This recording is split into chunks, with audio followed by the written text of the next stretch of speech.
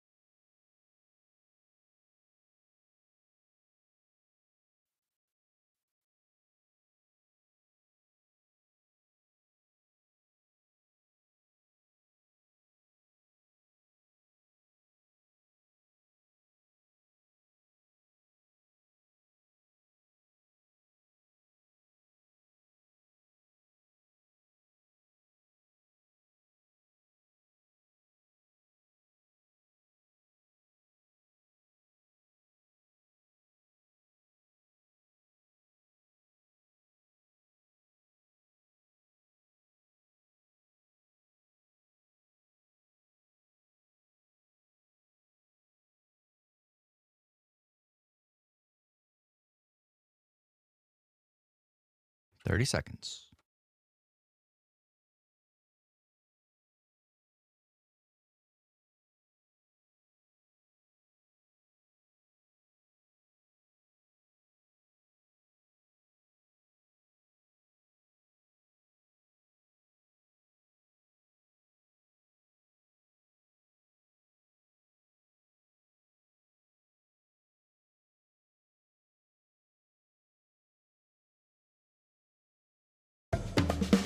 From Washington to Hollywood and right back to Wisconsin.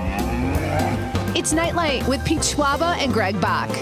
Connecting the dots on the stories shaping our world with smart takes, sharp humor, and plenty of personality. You know, I really expected more professional behavior from you. It's news and culture without the noise. Yeah, I'm on. Here's Pete Schwaba and Greg Bach. Dude.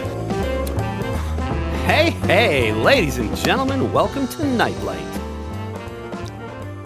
This is Pete Schwaba, and sitting across the stage from me is Mr. Greg Bach, and once again filling in for the wonderfully talented Dom Lee. Dom Lee is the lovely and talented Mr. Aaron Zommers, AZ.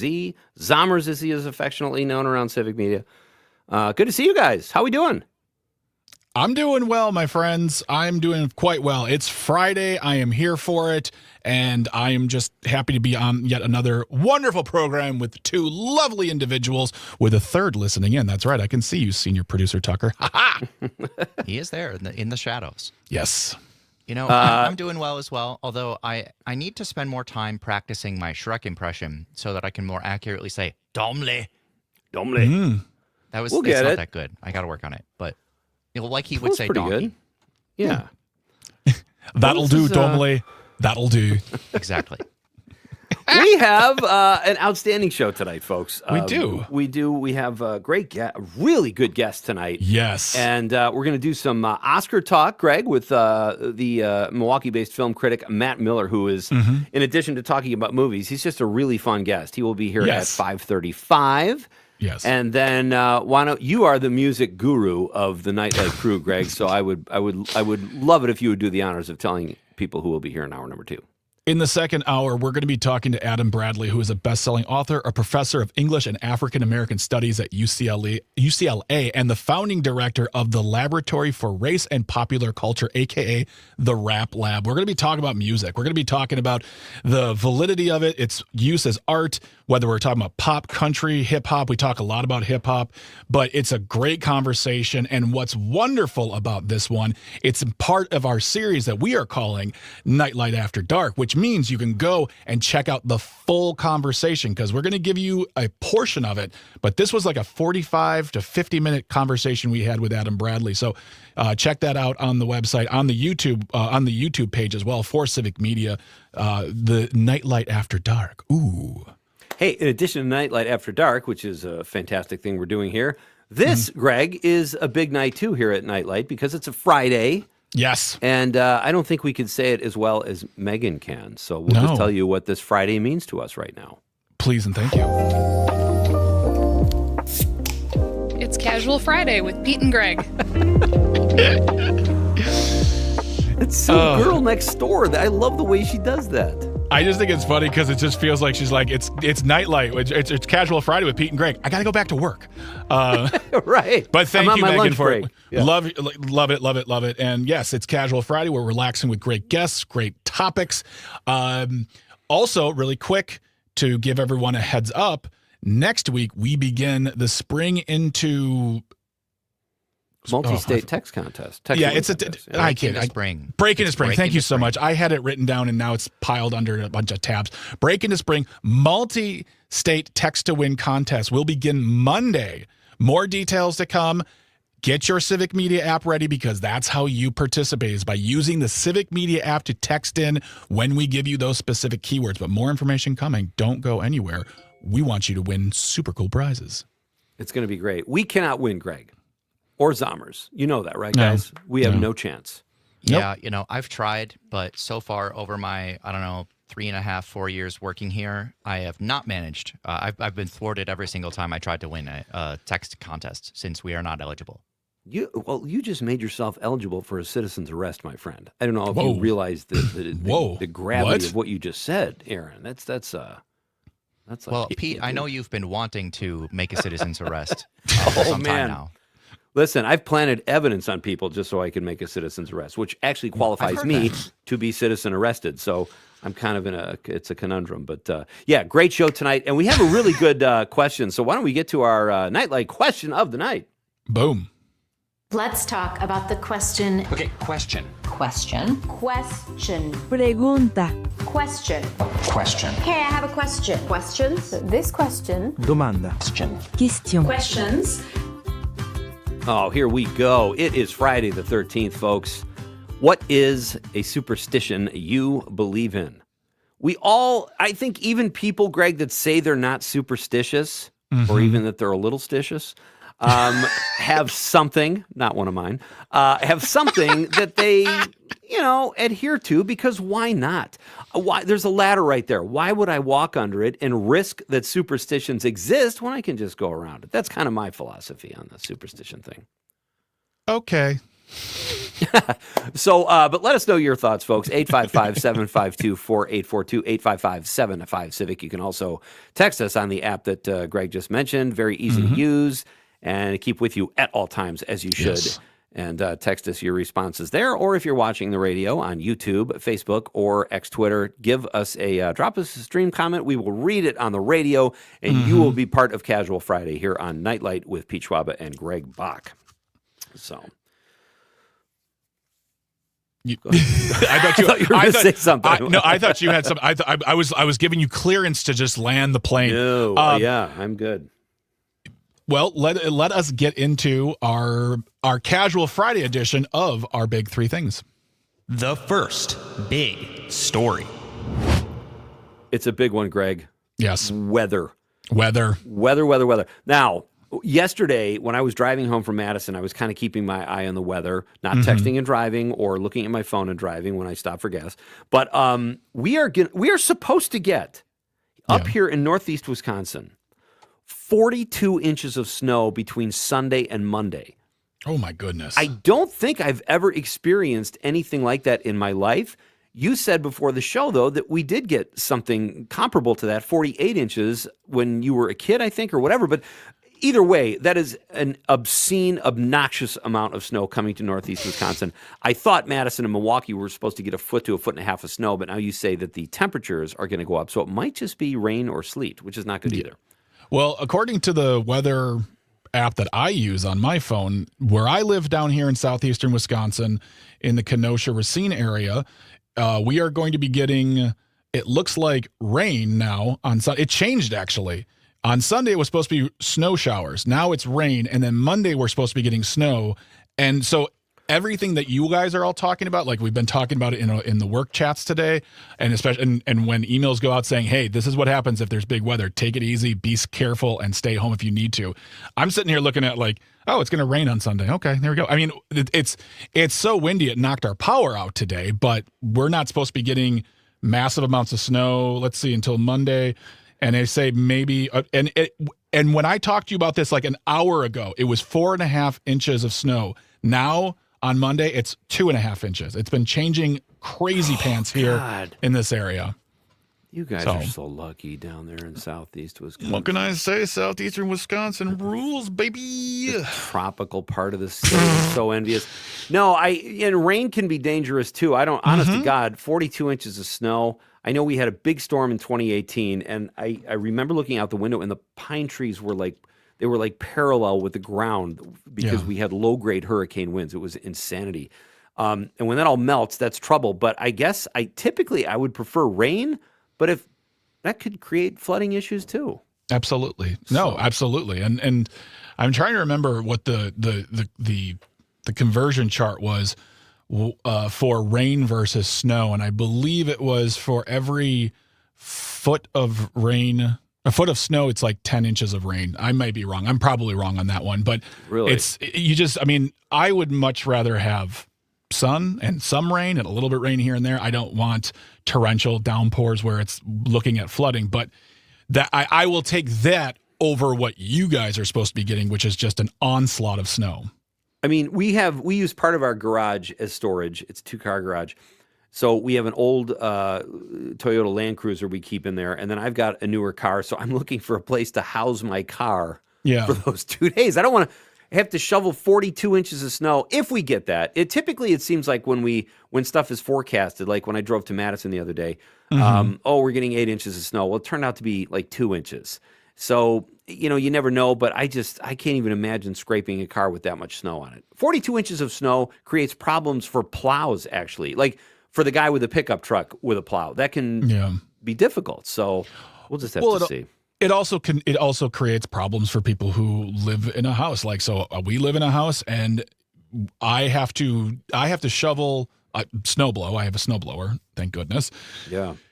On days like that, I have to do that maybe 2 to 4 times a day because not just the snow coming down, but also the city plows coming around and plowing us back in. Yes. And then I have to plow that out into the middle of the street so it doesn't come right back.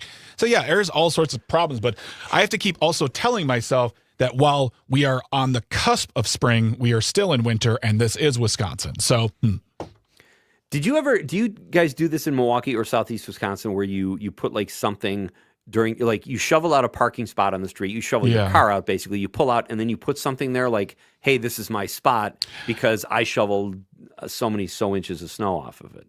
You mean on the street parking, you mean? Yeah, on the street parking. I don't know if they're allowed to do that in Milwaukee. I've never seen I've never done that. I remember seeing that in Chicago and feeling like, that's really rude. Like, you don't get to save a spot. You don't get the spot. You don't get the spot. Find a spot. Yeah, but if you're the one that does all the shoveling, and I did this once, and I had to leave town, and I wanted my wife to have a spot. So I shoveled, honestly, it was like 2.5 feet of snow, whatever. Yeah. And we put our little chair there, and someone tossed the chair and took the spot. It was the closest I'd ever come to keying someone's car. I was that mad. And then I'm like, my crime would have been even worse. So I came to my senses. But initially, I was furious, Yeah, I don't know if they're allowed to do that up here. I know in Chicago, I don't even know if it's still allowed in Chicago. I just remember seeing it and being like, you just put a chair there and I have to respect that? No, I need to park. That's how it works, baby. That's real life. Here's what I would say. Sit in my chair while your partner shovels your own spot. I'm happy doing that for you, but I did all the shoveling back. I mean, I don't know if you can do it either. I can't. I really can't handle anytime I see someone standing in a parking spot and like waving people off. Like, nope, we're sitting. It's like, if they're not here yet, go find somewhere else. Like, you don't just get to stand there and wait. It just infuriates me to no end. I am so easy with like big picture things. I can like let it run off my back and be like, hey, we'll move through it. We'll get through it together. It's those small inconveniences that set me off. Not proud of it, but that's just how I am. Yeah. I get it. Yeah. Should we go to our second big thing? Do we have time? I don't know if we have time. No, we got like 90 seconds, buddy, before we have to go pay some bills. 90 seconds. It's a Badger victory. You don't think we can jam through that? And well, you just did. I mean, it's really. Ta-da! They won. The second big story. The Badgers won in overtime as well. So that means they continue into the next round of basketball playing for sports in college. Greg likes a good sports contest. I love sports. Yeah, It's I do amongst my too. favorite sports. And this is my favorite. I would say March Madness is probably the coolest sporting event, in my Really? opinion. Well, just because Interesting. it's so frantic and there's always upsets and there's so many games. Yeah, I like the sheer chaos of it. But we'll come back after this very short break, folks, and break down the victory a little bit. We'll tell you what happened, and it was a big win and who they beat. Speaking of Chicago, I guess I just buried the lead again. Yeah, so we'll come back and tell you all you need to know, and then our third big story is on the way. Oscar Talk with Matt Miller at 5:35. You are here on Casual Friday, ladies and gentlemen, on Nite Lite with Pete Schwaba and Greg Bach on the Civic Media Network. But as long as you love me so, let it snow, let it snow. Let it snow. It's snow.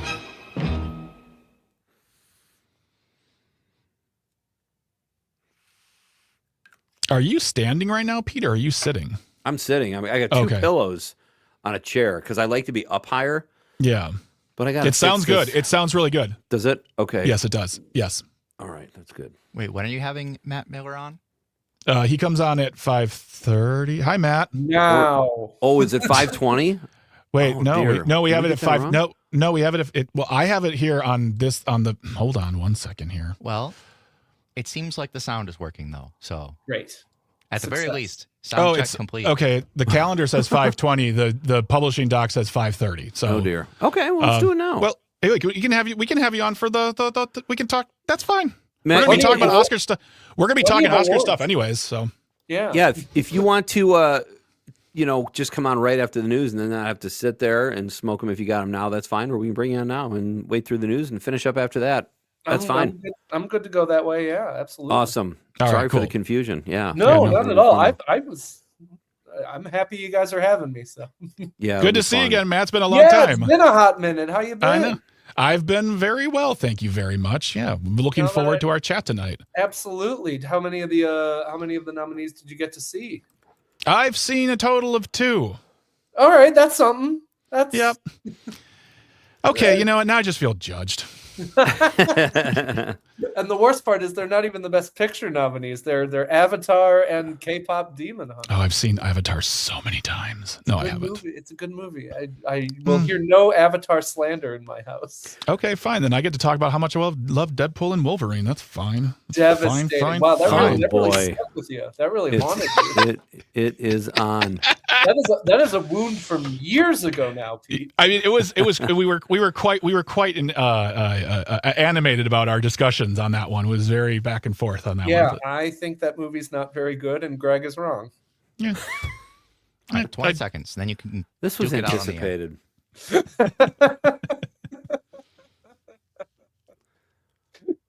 You had me on to talk Oscars, and instead we just relitigated Deadpool and Wolverine again. It's a virtual Donnybrook.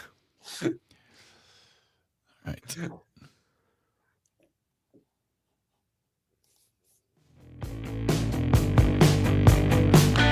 Baseball,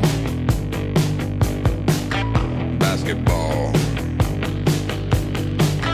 wiener dog, short shorts. Welcome back to Nite Lite with Pete Schwaba and Greg Bach on the Civic Media Network. You are here on Casual Friday, folks, so we are casualing it up as we ease into the weekend and anticipate incredibly ridiculous weather. But that weather, ladies and gentlemen, I mean, what better way or what better excuse to just sit in and watch the Oscars on Sunday night while we're getting pummeled with snow or rain or whatever the case may be, depending on what part of the state you're in.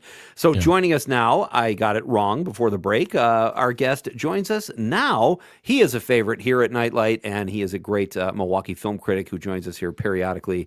And he and Greg are going to try to be on their best behavior. We'll see what happens. But Matt Miller joins us now over the stream from Milwaukee. Hey, buddy.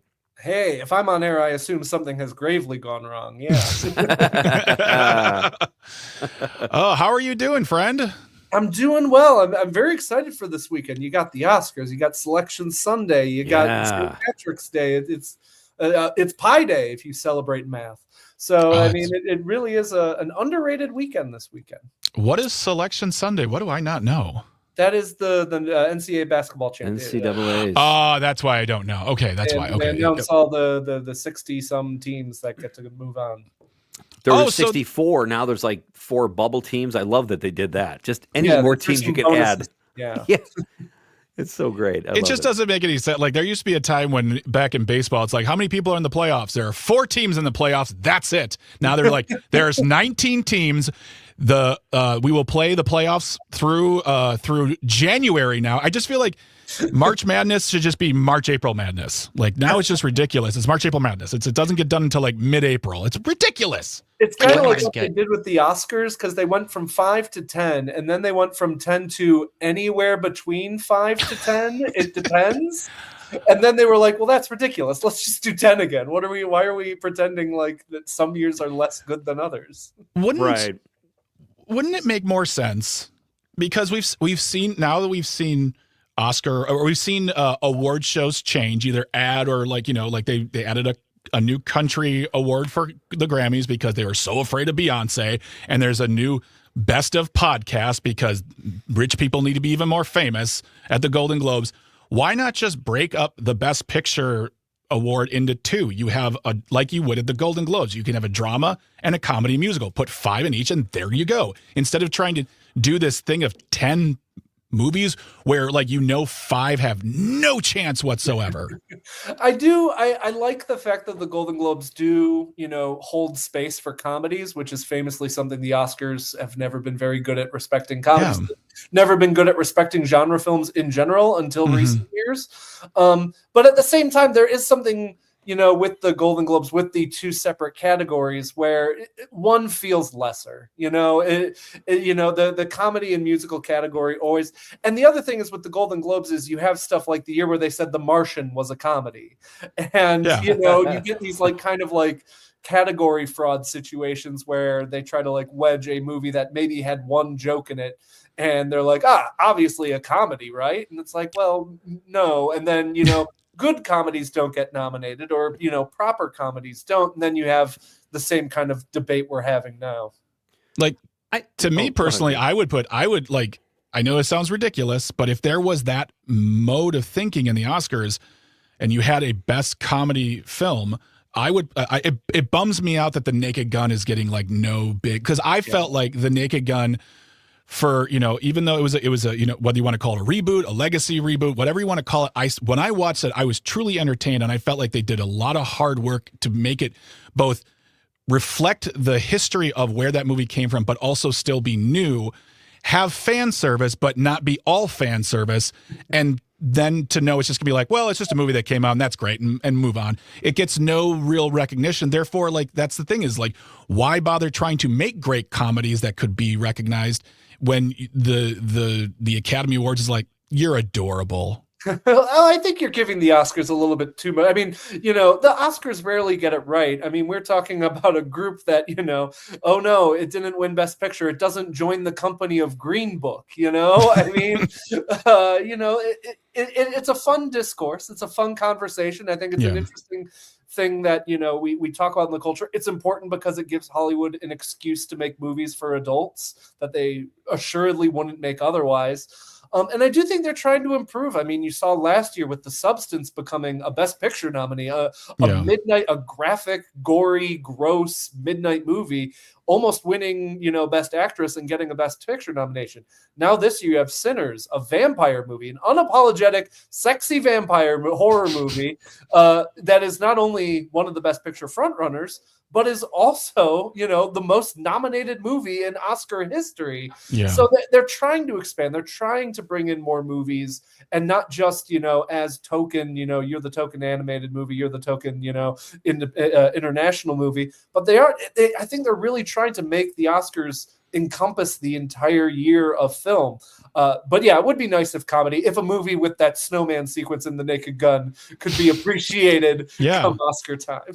Absolutely. I don't have a problem with Naked Gun not getting nominated for Best Picture. I don't think F1, to me, that's the result of a 10 nominee field. I don't think that ever gets nominated. But Matt, we have about 45 seconds or so. And when we come back after the news, we'll jump into your predictions or what you think. But For right now, I have to ask you: did Timothy Chalamet's when he ran his trap about ballet and opera, had the voting closed by then? The voting had just started. Okay, all right. It is actually probably going to be something that may contribute to him losing on Sunday night. And I'll be honest, this is one of the dumbest controversies we've got going. Like, he inarticulately made an accurate point, and everyone is like all of a sudden decided that they are the greatest opera and ballet, people in the world. And it's like, I'm sorry, like, you're all misconstruing this and blowing it out of hot water. But you know what? If Michael B. Jordan gets an Oscar out of it, that is a win for everybody. Honestly. That's what I hope happens, honestly. Yeah, there you go. Okay, we are Matt Miller is here, folks, Milwaukee-based film critic, joining us here on Nite Lite on Casual Friday to break down the Oscars for us. They are Sunday night. We are coming right back, and we'll hear some of Matt's predictions, and Greg and I will share some of ours. It's going to be fun. Don't leave. The news is next. Pete Schwaba, Greg Bach, Civic Media Network.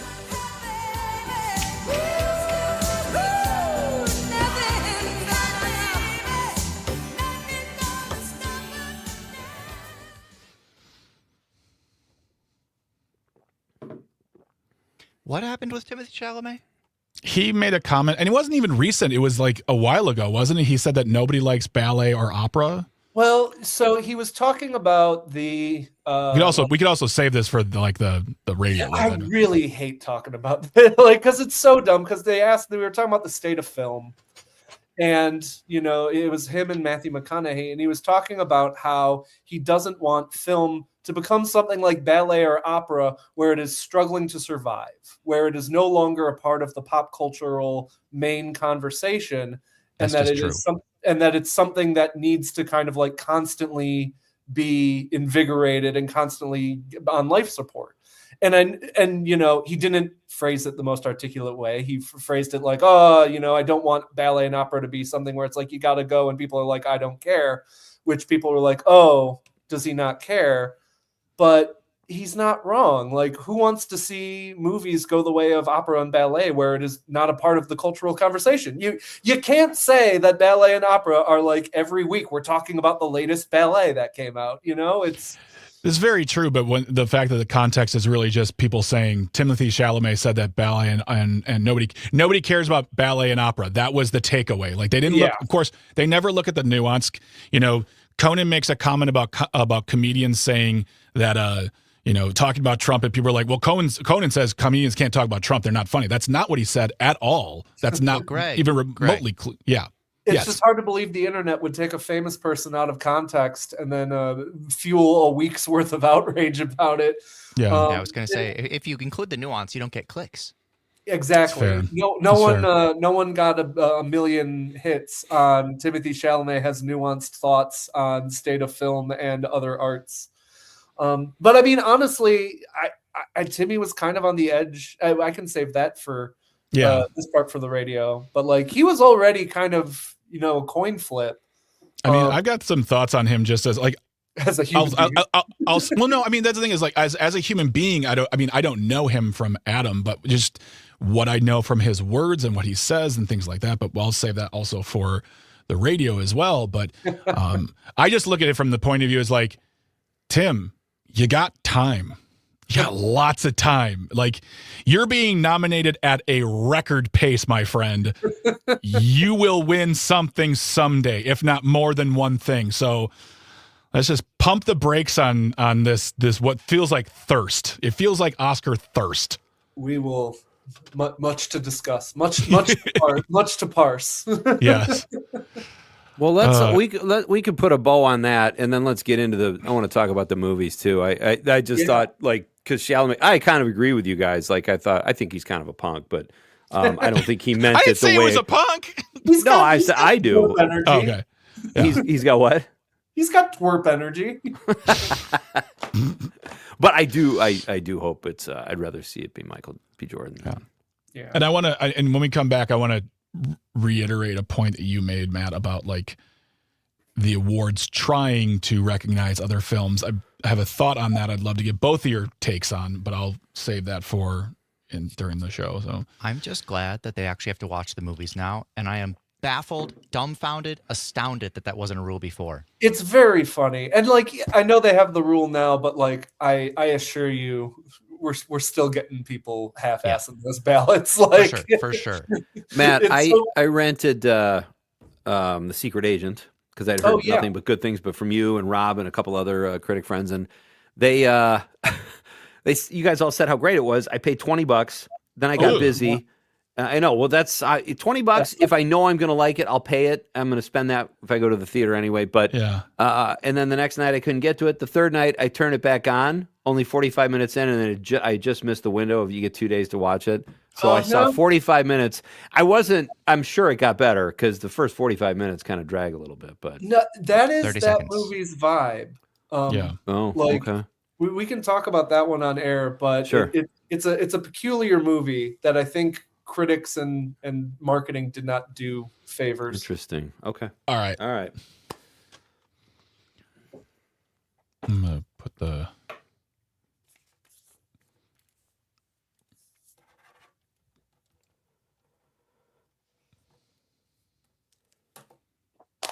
Oh, sorry.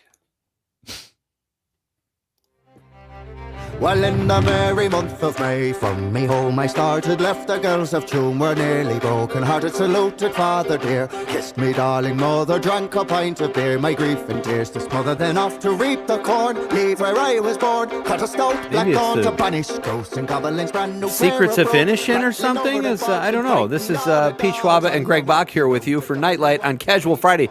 Aaron Zommer's spinning the tunes, bringing us back. What is that? That's Rocky Road to Dublin as performed in the movie Sinners. Nice. Do you think maybe I could be biased about I don't know. Well, there's another version of that song that opens up the show Young Sherlock too. Like nice.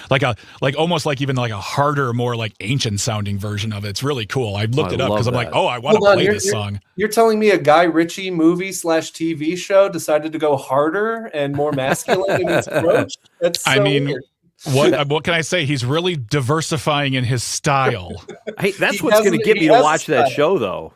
That's probably the only reason I'll watch that show. I've seen enough Sherlock. I get it. I would love to see a Guy Ritchie take on Sherlock. I think it sounds kind of cool. They made 2 of them. They made 2 movies with Robert Downey Jr. What's that? Robert Downey Jr. He made 2 Sherlock movies already. Guy Ritchie. Yeah, with Guy Ritchie. But this is the TV. Yeah, I know. But this is the TV version. Yeah. Yeah. I need a good binge watch. Hey, that is the voice of Matt Miller, ladies and gentlemen. He is a Milwaukee-based film critic, and he joins us here tonight to talk about the Oscars. I know Greg had a final point he wanted to make about Timothée Chalamet. Greg, bring it. Well, I mean, there's not like I don't know. Like, I just feel like personally, Timothée Chalamet he's a good actor. I don't dislike his acting. I don't understand why we're throwing so much insanity towards a movie about ping pong, but whatever. Matt, I'm not kidding you, and I said this on the show. I watched the trailer of that movie because I'd heard everyone talking about Marty Supreme. I'm like, all right. I watched the trailer. I got done with it. I turned to my wife and I said, is this a Saturday Night Live trailer? Have I been duped? Because this feels like a SNL sketch. It like the trailer itself felt like an SNL sketch. But it's a really good movie. You should. I mean, that's fine. And I'll probably end up seeing it. That's fine. But like, I feel like, and tell me if I'm wrong from the both of you. I feel like when it comes to Mr. Chalamet, is that he's very thirsty for this award. He like really wants this award, and he puts a lot of stock into it. Like it's his justification. Like everyone already gives him kudos. Like he's won a lot of awards. He's been in some of the biggest movies of the past 10 years. Nobody doubts his ability, but for some reason, when it comes to the Oscar, he just seems to, I don't know, I don't want to say put his foot in his mouth, but he just doesn't let it happen. Like let the awards happen. They'll vote. And you like, unless something tragic happens, you have plenty of years to get nominated again. You will win this award one day. That's what will happen. If it doesn't happen this Sunday, you'll be fine. Mm-hmm. Yeah, it's interesting because the Oscars do tend to make their young actors wait. You know, you look at people like Jeff Bridges, like Al Pacino, famously Leonardo DiCaprio. Yeah. They really like to make actors wait for their awards. Yeah. And if they think that you really want the award, they will make you wait longer. Right. That's what happened to Leonardo DiCaprio, where, you know, we had to struggle through all those years of, you know, kind of middling dramas. And then finally they got around to giving him to The Revenant. a shame about that. But yeah, and I think like that's what's going to happen with Timothy Chalamet, where like, you know, he had that speech, I think at the SAG Awards last year, where it was like, I really want to win these awards. I want to be one of the greats. And you could just feel everyone being like, okay, well, congratulations. You'll get your trophy in 20 years. Like, it's a shame because he's very good in Marty Supreme. He's very good in the Bob Dylan movie last year. But the Oscars do have this strange thing where they really they want to make sure you prove it before they give you your Oscar if you're a young actor. And I guess that's fair on some level, but it also oftentimes means, you know, Jeff Bridges wins for Crazy Heart, you know, Leonardo DiCaprio wins for The Revenant, Al Pacino wins for Scent of a Woman. Like, you know, because we want to delay these things, we end up kind of giving them makeup awards for stuff that in the end we kind of don't think they probably deserve it for. Well, let's stick with that, Matt, and that's a good segue with Timothy Chalamet. I think you said it was probably a toss-up between he and Michael B. Jordan. Yes. I feel like now that's one of the films I haven't seen. I have not seen Marty Supreme yet. I've got 3 movies I've got to watch before Sunday night, and I will. But they, I don't know. I love Michael B. Jordan's performance. You've seen both films.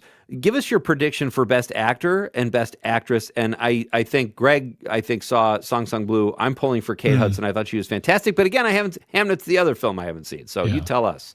Yeah, so in actor, if I had a ballot, I would vote for Marty Supreme for Timothy Chalamet. I think it's a charismatic, chaotic performance that if it was a little more irritating, that movie would collapse. That movie would be unwatchable. And he finds a really nice movie star charisma level that makes that movie work. But I think it's going to go to Michael B. Jordan for, like we talked about, people want to see Timothy Chalamet wait. They want to see him earn it. They don't want to crown him already. And then, like we talked about, this silly controversy happened right in the middle of voting. So I think they're like, you know, do we want to give Timothy this award, or do we want to give it to Michael B. Jordan, who is another, you know, younger actor on the rise, who's putting great work, who hasn't been appreciated. I believe this is his first nomination period. And who also is like this like up and coming talent that who's directed a movie and is going to be doing a Thomas Crown Affair remake. Let's anoint him. Let's crown him for this impressive dual role in Sinners. You know, the original movie that was put on his back and he took it to blockbuster status.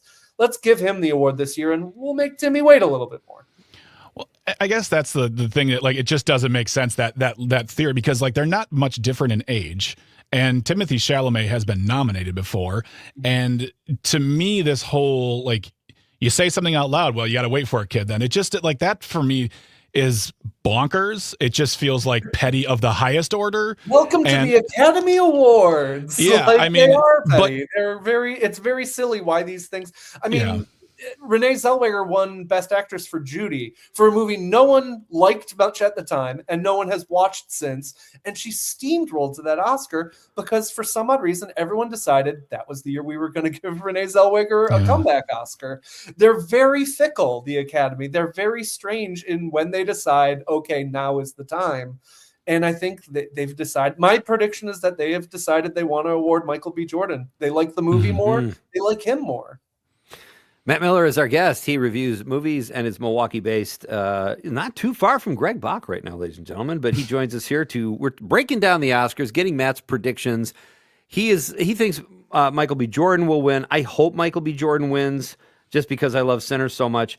Matt, you've got 2. It seems like it's Jessie Buckley from Hamnet. That's what I'm reading. She's the favorite. Yeah, I feel like she's gonna. Yeah, it's a very unpredictable night, but Best Actress is locked up. She's going to win. It's a 100% Oscars performance where it's very big emotions in a, you know, prestige literary British drama. You know, it's a very new Academy, but they still like themselves a big crying, you know, emotional movie performance. So I think Jessie Buckley's got that one in easy. Not even The Bride last week could knock her off this kind of Oh movie. my goodness. That movie's a lot.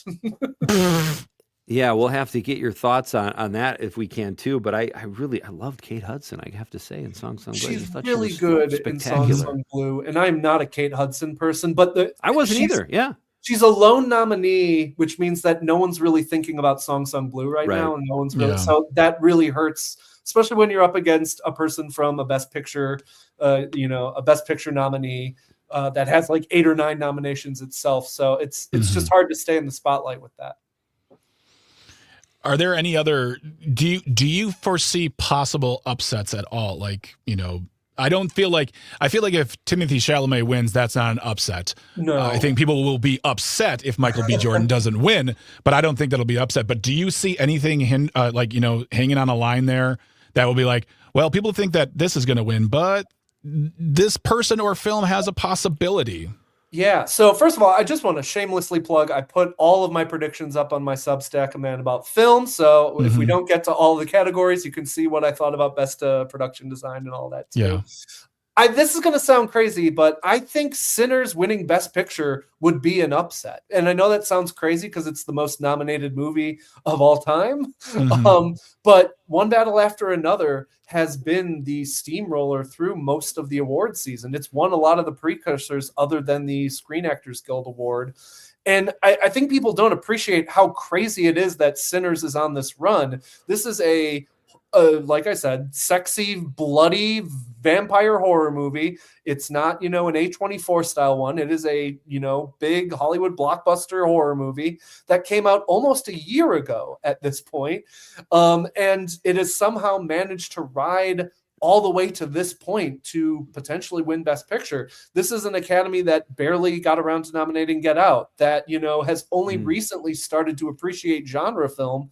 And now they might be giving Best Picture to Sinners. So I think there's a lot of love for Sinners. And I think they vote using a preferential ballot for the Oscars, which means if you are a passionately loved movie, if you are finishing at number 1 on the most ballots, you're probably going to win. And that's why I think Sinners is good. I just think more people love Sinners over One Battle After Another, which is a movie that also people love. But I just feel like there's a lot more passion and a lot more love for Sinners, the movie, and Sinners, what it represents. An original, diverse, thoughtful, political, wildly entertaining Hollywood studio movie that audiences also loved.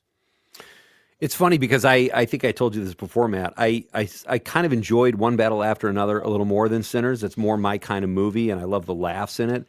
But I think Sinners is a spectacle, and I would be happy if Ryan Coogler won Best Director and Best Picture. And I know we talked about maybe they'll split, but everything you just said about Sinners and the set design and the music and the acting and the direction, and it's a vampire. It's literally got everything. I think it should win based on that, but do you think there will be a split between Best Director and Best Picture because they're both the favorites in both categories? Yeah, and you have two very similar narratives of two directors who are overdue. Ryan Coogler, this is, I believe, his first nomination, and if not, he hasn't been nominated nearly enough. And Paul Thomas Anderson, never won before. He's nominated 13 or 14 times before this over a year. Wow. Never won. And weirdly, he's been nominated more as a writer than as a director, which is kind of an interesting factoid. So you have these very similar movies in terms of, big budget studio auteur-driven films that got audiences to show up, that got through the studio system unscathed in terms of having something political and social to say. So I think they want to give both movies a big bow. I do think Sinners is going to win a ton, though, on Sunday night, partly because, it's got the most chances. It's got a ton of nominations. And it's so weird that, it almost feels like a movie designed in a lab to break the nominations record because it's got great performances. It's got an incredible period, production design. It's got the music component. So you've got the sound and the score and the best original song. It would feel cynical for it to be the big movie, but it feels so not cynical. It feels so truly like a passion project. And I think, again, that's why I think it's going to win Best Picture on Sunday night, even though everything else kind of says it's not going to happen. I think, I'm not sure if this is a record but if Ludwig Göransson wins this weekend, I think it's his third Oscar in less than 10 years. They've been speed running some Oscars. For those who don't know, Ludwig Göransson is the composer. He won for Oppenheimer. He's Christopher Nolan's guy now. He won for Black Panther. He's probably going to win on Sunday night for Sinners. It's a music movie, so you're probably going to give it the music thing to score. They could give Emma Stone her third Oscar win in less than a decade too on Sunday night. Just some very, very strange trends these days at the Oscars. Matt, great stuff as always, buddy. And I want to talk about Begonia with you next time you're here. We'll do that because I watched that. I had thoughts on it. But enjoy the Oscars, and let's catch up after at some point. And thanks for being here as always. You're a blast. No, thank you guys so much. This was a hoot, and hope you all to see you all at the Oscars. Sounds good. All right, it's Pete Schwaba and Greg Bach at Nite Lite. We are coming right back on the Civic Media Network.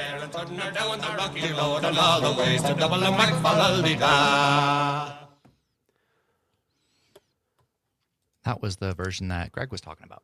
Yeah. Nice. Very nice. Matt, awesome stuff, buddy. Hope that worked for you guys. I hope. Oh, no, it was great. It was great. It was great. Greg, it's a damn pleasure. I missed talking to you, man. Yeah, man. I'm looking forward to having you back again. Seriously. I'm always available for you guys. My door is always open. So great. And my mic is always on. So let me know if you ever want to talk. I'm happy to help. So One you guys of our Nite Lite besties. Thank you, buddy. Always appreciate it. Have a great weekend. Have a great weekend. Stay Thanks, warm Matt. and all that stuff. Yeah. Yeah, you and too, dry. buddy. Yeah. See you, Matt. Yeah.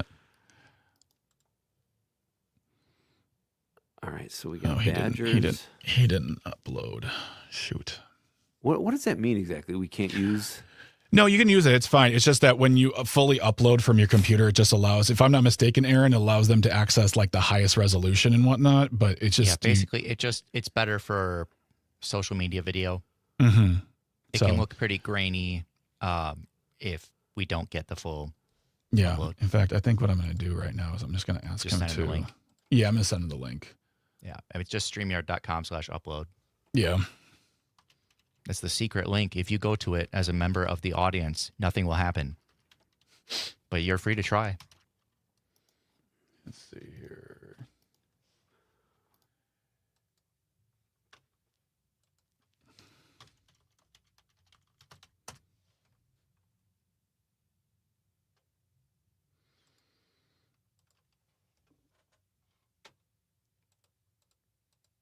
I don't know if that's his email address, but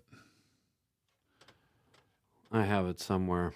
I'm gonna put it into the chat and just confirm it for me. I just don't want to say it out loud here. I don't. Oh, I have it on my text. I can find it. Here, hold on 1 second here. I'm sending it to you in the. Tell me if that's correct.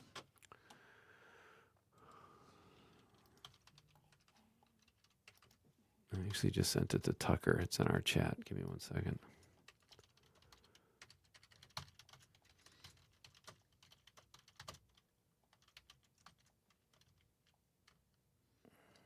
Oh, there it is. Matt B. Miller, 479. I don't want to say it on the live stream. My bad. Okay. You sent it to me in chat? I sent you in the chat just to confirm it. Yep. Perfect. Thank you. Good save. Don't be like Dom putting his mom's phone number out there. Did he do that? Yes. He did that once. He said his mother's phone number. That's kind of funny. All right, 20 seconds.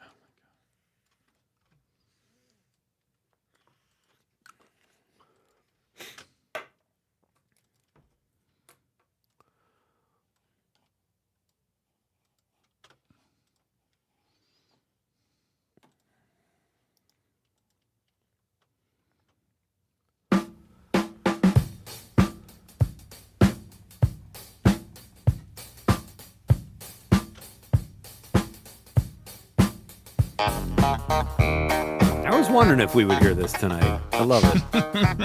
Well done, AZ. This is Pete Schwaba and Greg Bach. You've got Nite Lite on the Civic Media Network. That was fun talking to Matt Miller, our favorite Milwaukee-based film critic. We did a little Oscar talk with Matt. And Greg, we've still got two big things to get to. Yes, we do. I don't have to tell you that, sir. So no. If you don't mind, Aaron, bring us into number two, please. The second big story. Well, keeping it with the Oscars, these are just Oscar fun facts that we found. And I thought this was interesting. I always kind of wondered where the name Oscar came from. It has nothing to do with someone's name. It was never officially renamed Oscar, Greg, but it says the Academy librarian once said the statue looked like her uncle Oscar. That's stuck. Wait, seriously? Is Yeah. that actually where it came from? Well, unless Wise Brother Media is lying to me. And you know That's what's weird? crazy. They don't really give you, typically they get the source from where they receive this information, and it's not on here for some reason today. But that is listed here like it's a real thing. John Williams, they're calling him the GOAT, composer of scores like Star Wars, Jurassic Park, I think Superman, Jaws. He's the only person ever nominated in 7 consecutive decades, starting in 1968. That's incredible. Oh my gosh! How do you like that? He's 'Cause probably he's in done his some 90s. of your. Yeah, he's probably done some of your superhero movies too, right, Greg? Doesn't he do? I don't think he has done Marvel movies. He's done Harry Potter. He has done Star Wars. Harry what's the Potter, other guy? Star Wars, Indiana E.T.. Jones. Indiana Jones, E.T.. E.T. Yeah, he's done all of those films, but I don't think he's ever gotten into the comic book like MCU type stuff. Okay. That's Alan Silvestri is like the guy for all the really big stuff. He does most of their films, but I mean, John Williams to me is one of those guys who you may not know who he is, and you just say play a clip, and you're like, I know exactly who that man is because he's John Williams. Right, exactly. Well, he's got 54 nominations. He's my goodness. the most nominations of anyone living. Walt Disney had 59. So I don't know that John Williams is going to catch him. I think he's slowed down a bit. Obviously, I think he's 90 now, maybe. I think He's in his I 90s. believe he's 90, and I think he's pretty done composing. Yeah, he retired. I think the Indiana Jones movie Dial of Destiny was the last thing he was going to do. Okay. I mean, he's 94 years old, and I don't know, like you do what you love, and you never work a day in your life. But also, it's like, hey man, I just want to take the day off. Can I just take the day off? It's just music. Pick up a violin. We're not asking him to do one-arm push-ups here. Let's go, John. We had Robbie Williams on Nite Lite a few weeks ago, his son, the lead singer of Toto. He was a lot of fun and talked very highly of his father, obviously. Wait, what? Like John Williams' son? Robbie Williams is the lead singer of Toto and a very accomplished musician, too. And he's even dabbled in film scores and that. He was on Nite Lite maybe 3 months ago. Interesting. Yeah, talking about a show he had. I think it was in Milwaukee, but the way he talked about his dad was great too. Yeah, Zomers, go ahead. I just think about Robbie Williams, the English singer from Take That. That's who that's so funny. The first time that guest was pitched to me, that's who I thought it was. I was like, oh, that's a pretty big get too, because he's from London, and like, so I'll take anyone named Robbie Williams, I guess. Yeah. Aaron, did you have And something? it's gone now. Oh, it's gone. Oh, If I- sorry, if buddy. I, if I remember what I was going to say. Oh, Yeah. All right, we've got other big news, folks, from the world of sports. Just happened today, Mr. Zomers. The third big story. Greg, I know you're not a huge college hoops fan, but this is pretty cool. I'm happy about it. I love when the teams win that people like. That's what I'm here for. Yeah. The Badgers pulled it out today. They beat Illinois in overtime by 3 points. I think 3 or 4. It was 90. Let's see, it was 92 to 88 or 91 to 88. But this is the second time 91 to 88 in overtime. This is the second time the now 23rd ranked Badgers have beaten the Illini, and the Illini were ranked, I believe, 9th. So Wisconsin, and they did it without a couple key players. And Wisconsin trailed by 15 points in the first half and the second half, and battled back. I got to tell you, I've done such a 180 on Greg Gard, and this team is not a Greg Gard team. Typically, they run, they're fun to watch, and they did it without shooting well. They're just gritty and fun, and they play Michigan tomorrow now. So if I'm correct, as Matt Miller, who was here just before, was saying that it's Selection Sunday, so they've won, but that doesn't mean they're in March Madness. Is that like, I don't understand now how this works. I thought that we were just getting our brackets ready, right? Or I don't know how this works. Educate me. So they are in because they're ranked number. They could have lost today and still made the big dance, the tournament, because they have a good enough record and they've had a good enough season. They had some big upsets. They beat Purdue, I want to say a week ago on the road. Okay. Purdue was ranked. That's a big win. They beat Michigan when Michigan was undefeated. So the Badgers have some big wins. They were in already. This solidifies it. It'll get them a higher seed, most likely. Okay. All right. And if they beat Michigan tomorrow, who knows? The Badgers aren't going to get a number 1 seed, even if they win the Big Ten tournament. But who knows? I mean, so this is just a fun time of year because you've got the tournament coming up, and now you've got all these conference tournaments leading into the tournament where people have stuff to play for. That's what makes college basketball so great to me. It's one and done. You lose, you're out. It's so frantic. It's so crazy. And it's a really fun. And I'll tell you this, Greg. My favorite part of the tournament is the first weekend because there's so much pressure on the 1 seeds to win against the 16 seed, and it's a lot of drama. It's a lot of fun. There's a great deal of upset that can happen. It's like watching a Grand Slam tournament when like someone who's like a number 2 seed gets beaten by someone who's unseeded completely, and you're like, oh, exactly. No. My mom on the text line, Jackie Bach, says John Williams only did the music for the first 3 Harry Potter movies. Wow. He did the theme song. His theme song is like what is prevalent. It's so. But yes, thank you for that. Yeah. Even if he doesn't beat Walt Disney, I think he can feel good about writing the theme to the Olympics, which will probably be used for the rest of time. There you go. He's doing okay. Yeah. All right, we are coming right back, folks. Hey, we got a great second hour planned. Adam Bradley will be here, author of Pop and Poetry and a rap music and pop music expert. He's coming up in hour number 2. Don't go anywhere. It's Nite Lite with Pete Schwaba and Greg Bach.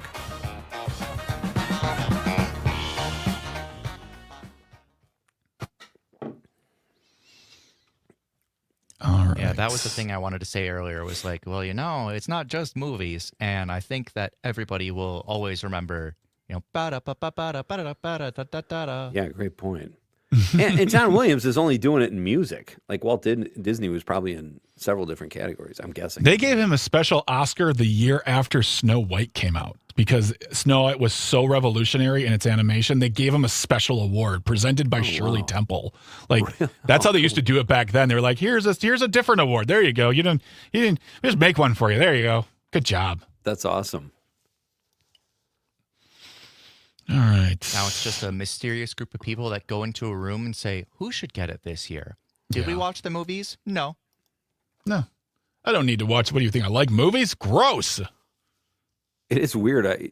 After watching The Secret Agent, I know I only saw 45 minutes of a 2.5-hour movie. If I weren't able to rent it again, I know I wouldn't vote for that movie. I didn't even see the whole movie. We all have our biases, I guess. Let's see if the Mace Master General has gotten back to us yet.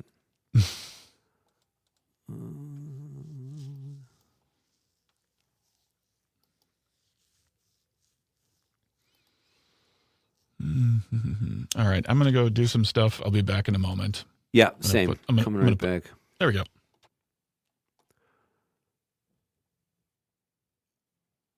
And police said he died at the scene. Jala had previously been convicted of giving material support to ISIS, but only served part of his sentence before being released early. Some of the evidence in the federal antitrust lawsuit against Live Nation, the owner of Ticketmaster, is now being released. It includes messages between people identified as ticketing directors, reading, in part, "These people are so stupid, and I almost feel bad taking advantage of them." 24 states are vowing to continue their legal fight against Live Nation. Mike Dubusky, ABC News. This report brought to you by Chad's Design Build. See their dedicated team of experts. Remodeling done well with love. chadsdesignbuild.com. Are people around me safe when I vape? Science does not support that belief. Exhaled vape emissions linger in the air, affecting indoor air quality and bystanders in the same space through secondhand exposure. Vaping emissions can also accumulate on clothes, hair, dust, and furniture, leading to exposure risks to bystanders of all ages. And vaping around a pregnant person can lead to serious health impacts on fetal and childhood development. Enough with the puff. Learn more at ul.org/vaping. Daybreak with Brian and Jamie. A federal judge ruled Carrie Lake had acted unlawfully in running the Voice of America. It was leaning more towards propaganda. Its mission has always been to report the news, even when that news maybe reflects poorly on the United States. Well, then, I think we've stumbled upon the key to the whole mystery. Goob, we've unmasked the man. Brian Noonan and Jamie Martinson on 92.7 WMDX. Weekday morning, 6 to 8.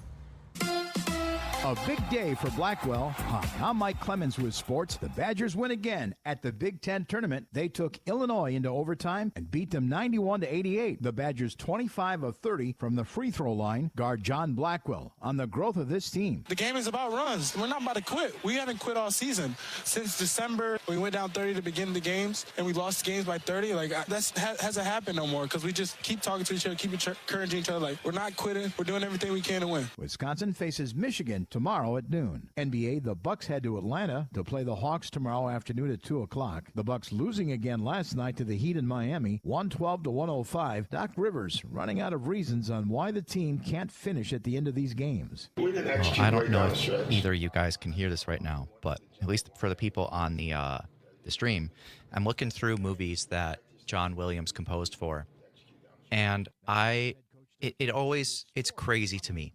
The year 2002, movies Minority Report and Star Wars Episode II Attack of the Clones are the same movie. He did very similar scores to each of them.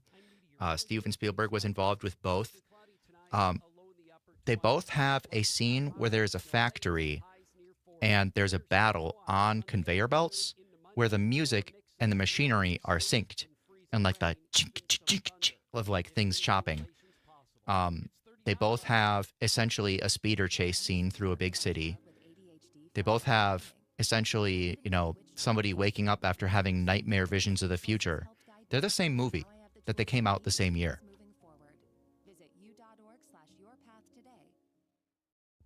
Is there an issue that's important?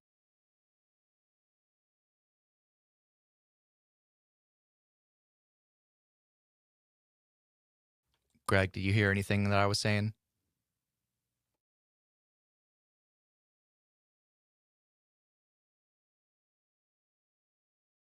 That's fine.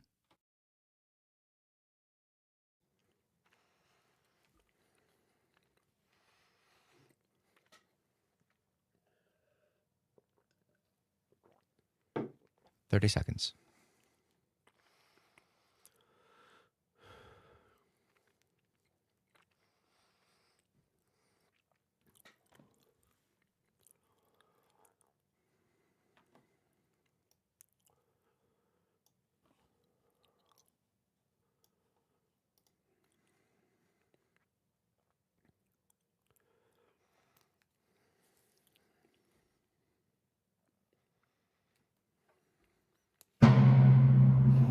Trying to make sense of the world?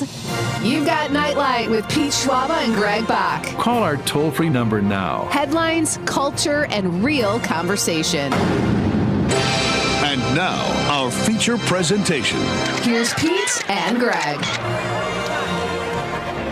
Welcome back to Nite Lite with Pete Schwaba here on the Civic Media Network. My name is Greg Bach, coming to you live from Radio Park here in Racine. All the way across the state is Mr. Pete Schwaba in Marinette, Hello. also known as Holiday Fun Christmas Place, USA. That's what we're trying to get. Yeah, totally trying to get that working. The next time I come through Kenosha, I'm going to put a big poster over your setup there, so you never forget Christmas City, USA. Okay, all right, cool. Holiday Christmas Fun Town, USA. That's fine. I got it. It's right there. I wrote down a while ago. If you want to be part of the conversation, 855-752-4842, 855-75-CIVIC. Leave a comment on our live stream. We're currently streaming on Facebook, YouTube, and the platform we still call Twitter. Still ahead, a great conversation with UCLA professor and musicologist. He is a best-selling author. He's professor of English and African American Studies. Adam Bradley, talking about pop music, talking about music in general, its validity as an art form and the poetry therein. That will be coming up in a little bit.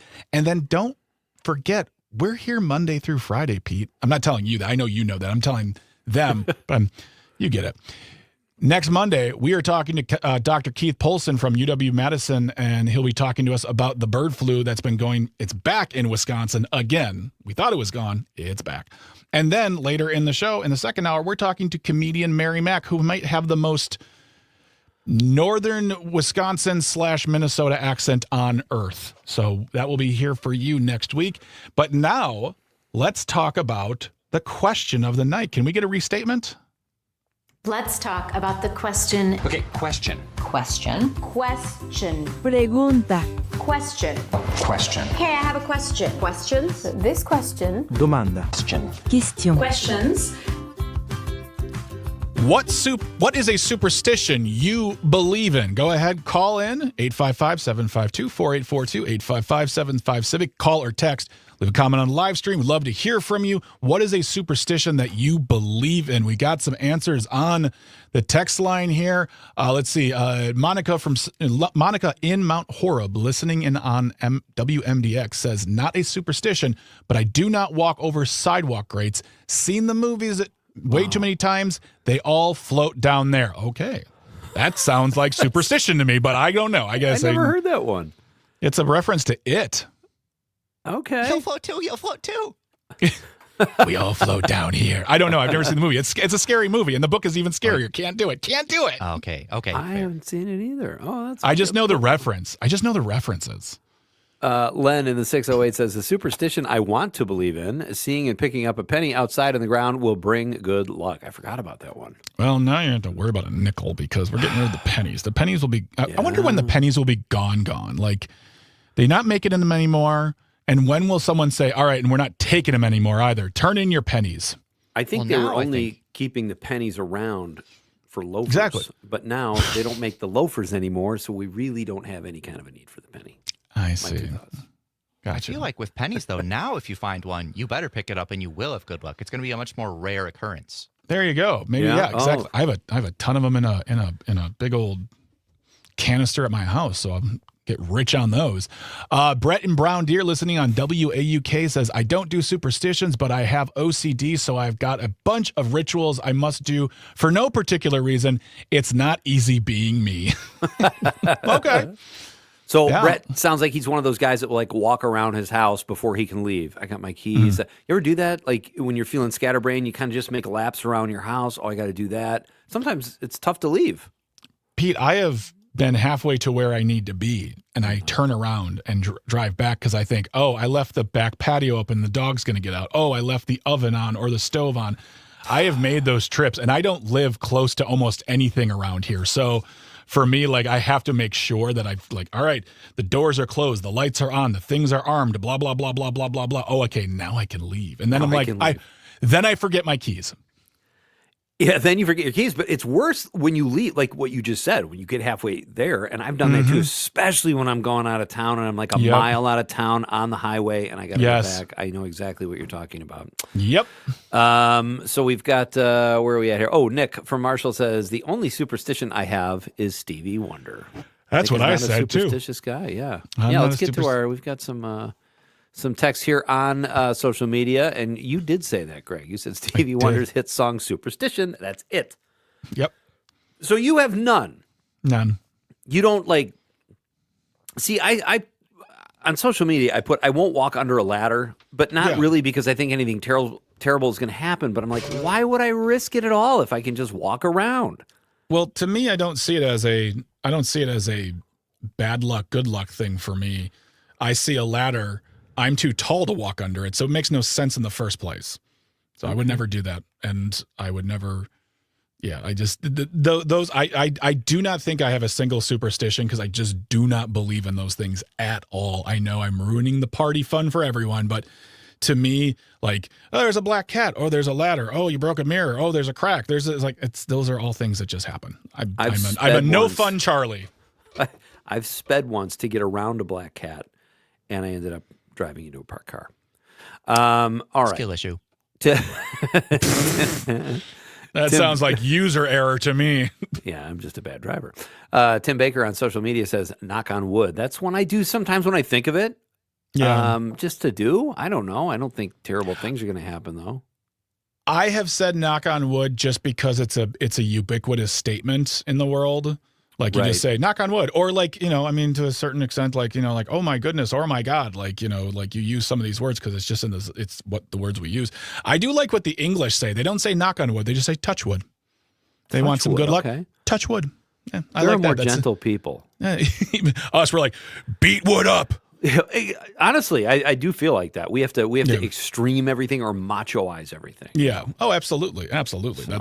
100% true. So what superstitions do you hold other than avoiding possible superstitions, like the latter example? It's weird. Like I'll knock on wood too. Sometimes if I catch myself a crack in a sidewalk, I'll step over it because I think step in a crack, that whole thing. But I don't do it it's not like I seek this stuff out. It's just if it comes in, it's like, well, or the breaking a mirror thing is supposed to bring 7 years of bad luck. And I see people in movies, like when there's a fight on screen and some guy goes into a mirror, I'm like, now will the actor get the bad luck or the writer? I do think of those things. Like if someone were to, if God was dispersing bad luck for superstitious reasons, what would happen? I don't know. What do you think about this, Sommers? That's an interesting take. And now I think I'm going to think about that whenever I'm watching a movie and a mirror breaks. Is it the actor? Is it just the character? Are there enough layers of fiction that it doesn't count? Right. But yeah, I think I'm kind of with Greg where I don't do any of these things because I'm afraid of negative consequences. I do them because they are so ingrained in culture of humanity. Or because they're stupid. Like, why would I need to open an umbrella indoors? Or I am also tall. Walking under an umbrella is very inconvenient. Or walking under a ladder. Yes. Correct. Wait, so if I do it accidentally, I'm not going to go, oh, bad luck. I just don't even think about it and I keep walking. But like preemptively, I'll do it, I guess, from time to time. Opening an umbrella indoors is bad luck, correct? Yeah. Considered. Today is March the 13th, Friday the 13th. Today is National Open an Umbrella Indoors Day. Why would you have a day which promotes the idea of bad luck? I don't get it. On what's considered the most unlucky day of the year, which is Friday the 13th, is a whole other barrage of hate I get on social media when I make fun of that too. It does seem foolish. If you're going with the whole like Pascal's wager idea that Pete's talking to like in case it's true, let's abide by it. This seems idiotic. Yes. It just seems very odd. National Walk Past a Black Cat Day. I'm sure that's probably somewhere. I will bet money that's a day. So. Oh, yeah. And I'm just allergic to cats, so I try to avoid them. But not a superstitious thing. Amanda Nimmer, our social media guru here, one of them at Civic Media, says, if my ears are ringing, it means someone's talking crap about me. If it's the left one at least. Wow, she's really broken that down. Wow, that's very specific. Very specific. Eric Rathsack, one of my favorite singers from Green Bay, he's been on Nite Lite before, says, don't step on the foul line playing baseball when playing the field. Now, Greg, you're probably familiar with that one. Some of those pitchers get their routines down, right? Oh, I mean, people in sports are some of the most superstitious humans ever. Stories of like, oh, we're in the playoffs, I don't wash my socks at all. Gross. Or like what, right. Like they have to, like, I mean, just watching a player walk up to the batting box and see them do their routine every time. Like they swing the bat. If they miss, they have to bat again. They do the exact same thing because it's the same motion. I always think of Christian Yelich or Ryan Braun. They're like, they bring the bat up, they hold it up, and then they bring it back and they go, there is processes I understand within that. I want to say it's ridiculous, but I'm not going to tell them that to their faces because I like they're the baseball players I like. But yeah, that sports people, athletes have some of the most ingrained, deeply held, unbreakable superstitions because they feel like if anything goes wrong, it's because of, I did not look at the wall for 40 seconds. We lost. Right. It's my fault. And they do. There are those guys too that step out of the batter's box and they'll do each wristband once, and then they'll put their hat, and then that drives me bananas because you're kind of watching someone else have OCD. We all have our tendencies, but watching someone else do it between every pitch is kind of maddening. Stacy Sue on social media says, "Don't open an umbrella inside." Another vote for that one. Michael on social media says, "Superstition, fear, and jealousy all walked into a bar. A few minutes later, fear became jealous, and superstition got in the way of having a good time. So the guy went back home." Wow. I'm gonna have to read that one again after the show. Thank you, Michael. Daniel says, "I avoid cracks on the sidewalks, but for other reasons." He doesn't want to get swallowed up, I guess. I don't know. I mean, I don't step on cracks on the sidewalk sometimes just because if the sidewalk is unlevel, I don't want to because knowing me, I know me very well. And I know that even like a half-inch differential between the concrete is me just spilling onto the ground and somehow hurting myself. So I will avoid cracks in the sidewalk, but for real purposes. I was in Madison about probably 4 years ago. My daughter came with me one of my trips down there. I'm carrying 2 either milkshakes or smoothies, whatever they were, and I was right out in front of Ian's Pizza next to Dottie Dumpling's Dowry, and I took the sidewalk up and I fell. Mm-hmm. I did not hit my head. I did not use my hands. I maintained the beverages in my hand, did not spill them, and I did a graceful fall. It was probably the greatest athletic moment of my life, sadly, and it worked out well. So, but for that reason, I won't step on a crack on a sidewalk. All right. Yeah. Barb in Waukesha listening on WAUK says, I cross my fingers for good luck. But doesn't also crossing your fingers mean you're lying? Like, see, it just doesn't. Double cross season. It doesn't make sense, people. Well, it depends. Here's the thing. Are you like, oh, I hope we get it? Or are you crossing your fingers behind your back while you're extending your other hand, you know? I guess based on context. It's okay. I get you're right. I'm sorry. I am misconstruing the nuance of crossing your fingers. All right. Don't stop sending us your messages. Don't stop telling us what superstitions you believe in. 855-752-4842, 855-75-CIVIC. You can leave that comment on the live stream. Let's see here. We can. We have Adam Bradley coming up next. He's a best-selling author, professor of English and African American Studies at UCLA. We'll be talking about art, music, pop music, all those great things coming up next here on Nite Lite with Pete Schwaba and Greg Bach on the Civic Media Network. Stay tuned. Stay close.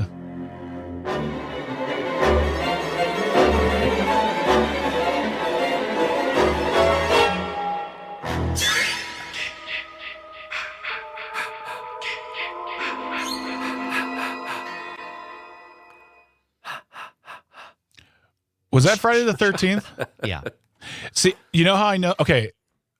I watched a lot of I remember the 80s and 90s back in the day. And something someone said on that show stuck in my brain for the rest of my life. If you listen to that theme song or that music, if you go, chivvy, chivvy, chivvy, chivvy, pop, pop, pop, pop. It's all I hear when I hear.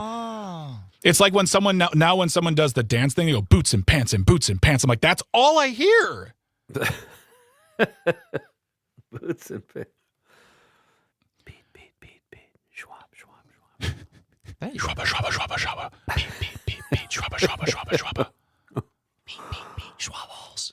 Sydney Schwabbles. I just talked to Lance yesterday or 2 days ago. Okay, we're just gonna go. Sydney Politics. Hey Sid, how you doing, buddy? He says, nice upgrade to the camera angle, Pete. Well, it was bound to happen. I looked like a monster yesterday. It's terrible. You were looking the way your angle. You were looking down at us. I was like, "Oh my goodness!" Terrible. And I couldn't do anything about it.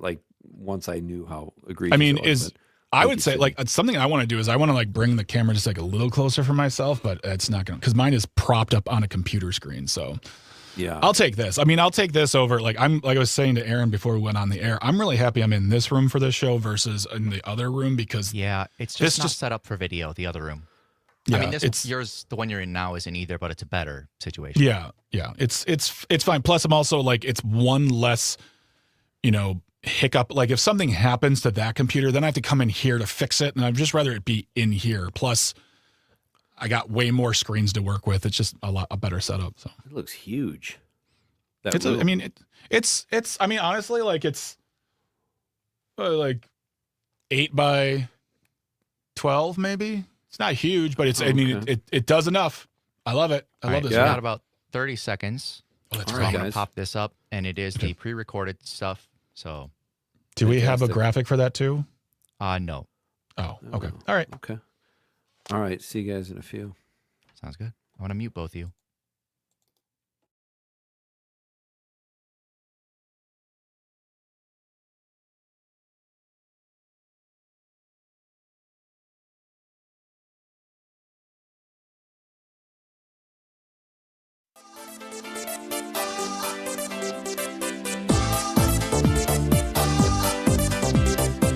Welcome back to Nite Lite. I'm Pete Schwaba. Sitting across the stage from me is Mr. Greg Bach. Our next guest is a best-selling author, a professor of English and African American Studies at UCLA, and the founding director of Rap Lab. His books include The Poetry of Pop and The Anthology of Rap. It is our pleasure to welcome to Nite Lite Mr. Adam Bradley. Adam, welcome.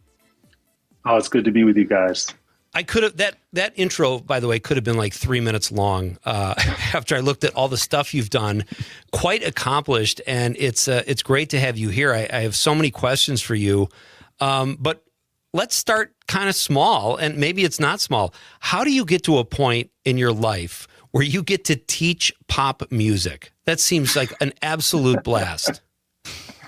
Well, I don't think I would have been able to get here without generations of folks who would be in the back of the classroom, with headphones on, listening to music when they weren't supposed to. There had to be that foundation of people who were bringing popular music and rock and rap into classrooms before a teacher could actually do it. And it's been a really wonderful experience to grow up with this music surrounding me and be able to share it with students and to be able to keep my ears young, even as the rest of me grows old, by listening to the music my students listen to. You know, I'm of the generation, I don't know what it's like without hip hop and rap and that kind of culture in my life.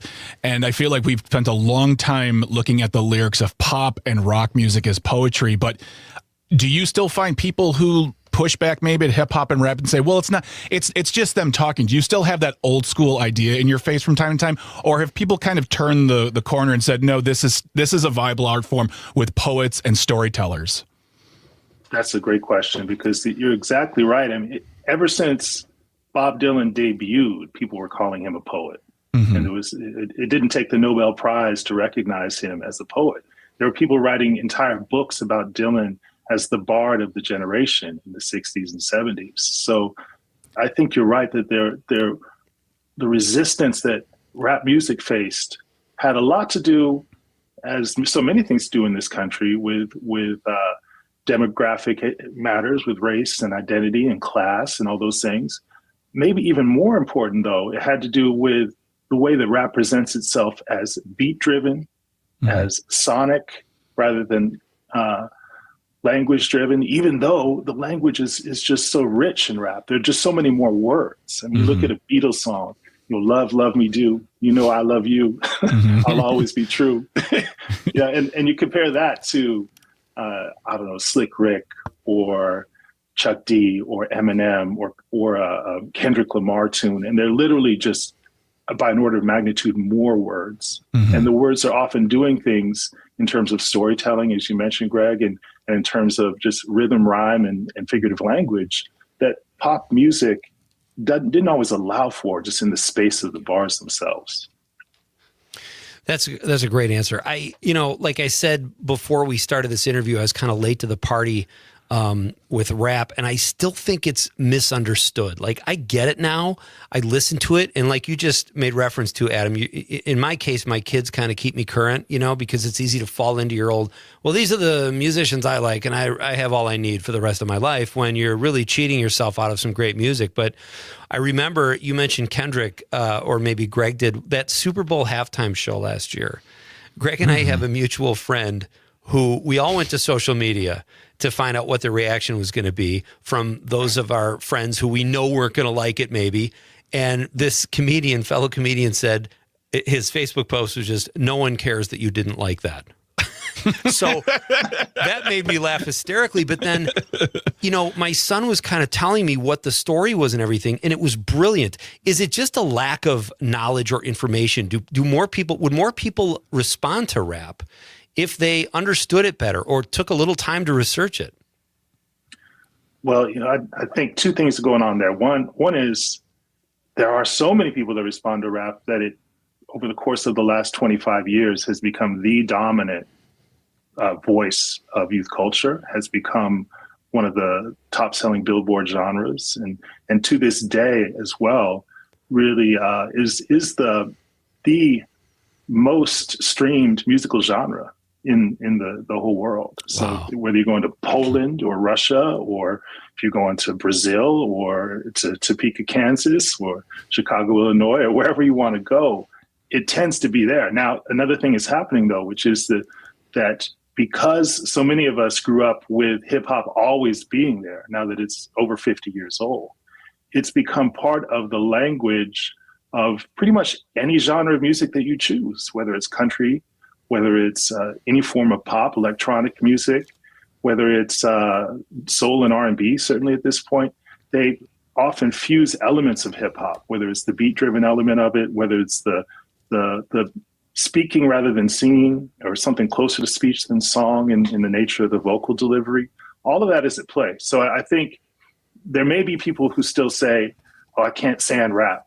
And yet they'll also be listening to a song, whether it's a Dierks Bentley tune or a Billie Eilish song, where there are elements that nonetheless have their origin in some quality of hip hop music. I'm glad you brought that up, because I think about this topic all the time. To me, as a fan of both hip hop and country, I see them as two sides of the same coin, uniquely American experiences spoken through song that connect with people across a lot of different barriers. And when I hear people criticize, they'll criticize Beyonce's Cowboy Carter album is like, well, that's not real country. And I'm like, well, you listen to Morgan Wallen, who has hip hop drums on his. Right. Like, so where is the difference here for you? Where is the breaking point? Because to me, when I listen to country, I can hear the same thing in hip hop. I'm hearing individuals, and they don't even have to have experienced the experience or the story. They are telling the story correctly that connects us. And it's funny to me that people who are younger than me can still see those divides as the reasons why they can't like these musics. Whereas I think they almost enhance each other because they're so connected through their history. Yeah. Well, as a proud Gen Xer, I went to college in the 90s, in which the thing that one would often hear is that I like everything but country and rap. We'll have more with our guest, the author of The Poetry of Pop and UCLA professor, Mr. Adam Bradley. After the news, we're coming right back. This is Nite Lite with Pete Schwaba and Greg Bach.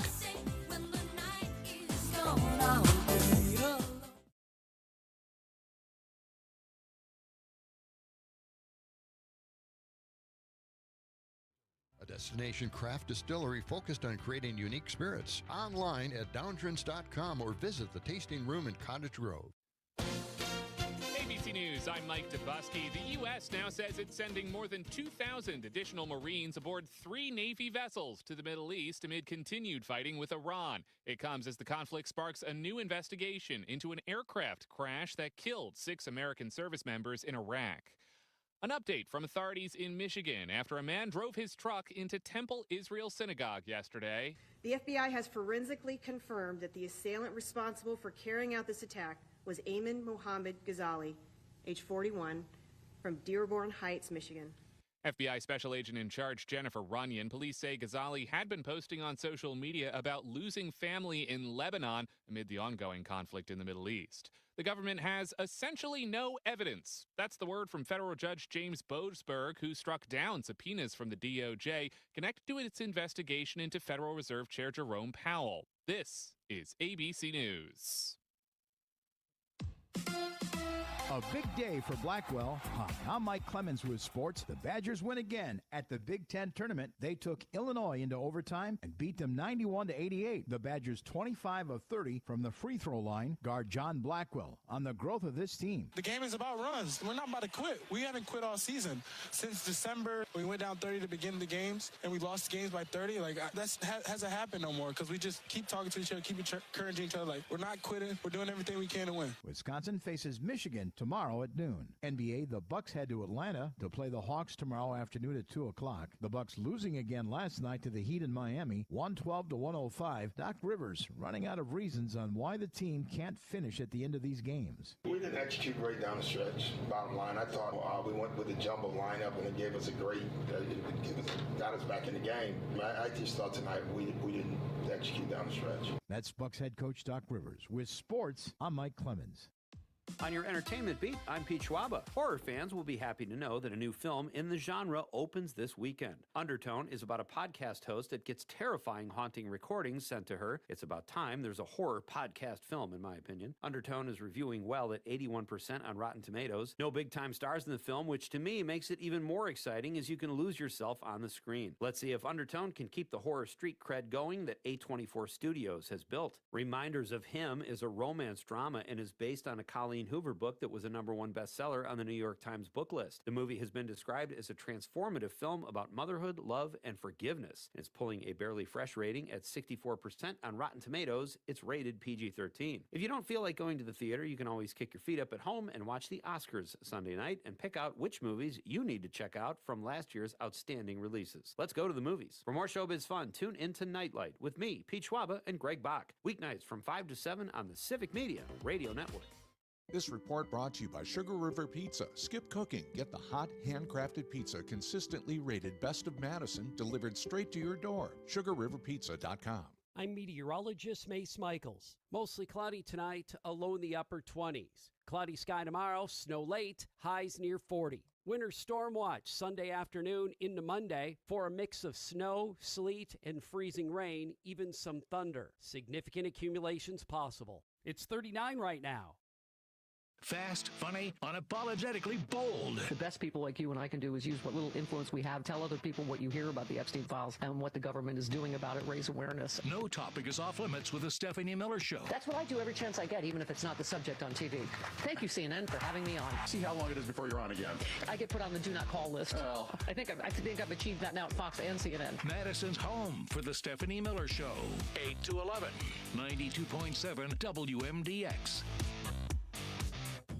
Ahoo, this is Robert Pilot of Native Roots Radio. On our show, we share stories from Turtle Island highlighting the people and issues shaping our communities. From protecting water to treaty rights and preserving languages and traditions, we cover it all. Hear voices like Arvina Martin of Emerge, Wisconsin, Dr. Stately.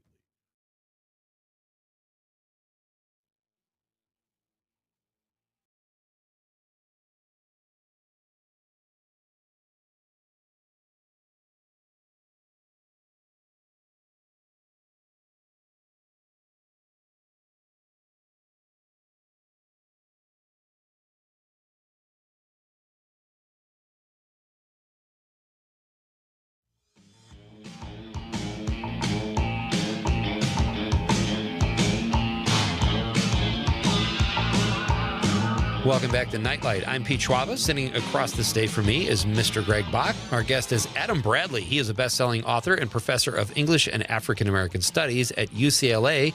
He joins us here today to talk about several of his books and pop music in general, and it's great to have him. It seems like to me that, you know, the two biggest examples of, I want to say, not genre bending, but just going into other genres would be a Cowboy Carter and Post Malone's last record too.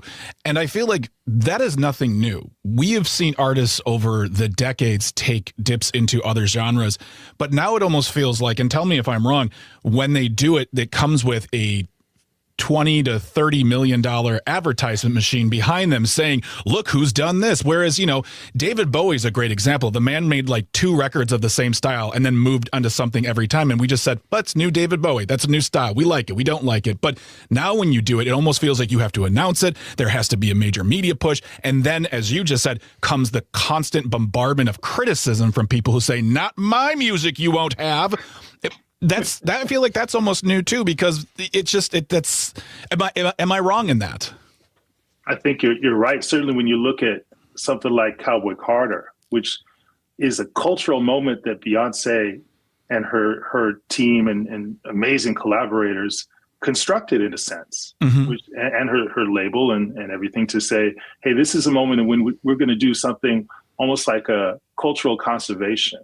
And for her, she's very invested in the history of Black music and American music more broadly. And to tell that story in song means consciously drawing from old forms, bringing in artists, getting Dolly Parton to hop on a song. I mean, things like this are I think, a really calculated move to claim this cultural space and to say, hey, we need to acknowledge the tradition and move it forward into our present. And that's the trick, though. Like, how do you make music that's sparkling and alive and fresh, and yet also so backward looking as well? And this is something, for instance, that we've grappled with as a nation with jazz.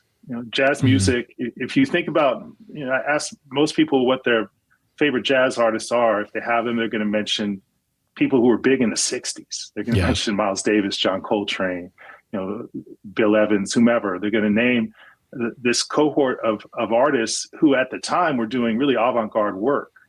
And yet, of course, we've had multiple generations since of folks who are extending the tradition, but often doing it with this reverential sense of we need to preserve the past. Mm-hmm. And, Miles Davis, for his part, didn't want any part of that. In the 80s, he basically said, jazz is dead, finito, it's gone. And he was pointing directly at Wynton Marsalis, who was the greatest conservative small C when it comes to music. He wants to make sure that this music isn't lost. And we owe him a great debt. And yet I think Miles and others would say, you got to make new stuff. You got to challenge. You got to break conventions. So there's that balance. And I think Beyonce is a fascinating figure in that regard of someone who at once is doing the Wynton Marsalis type conservation work for Black American music and other forms of American music, and yet also has a little bit of Miles Davis in her, where she's breaking some boundaries along the way as well. That is fascinating.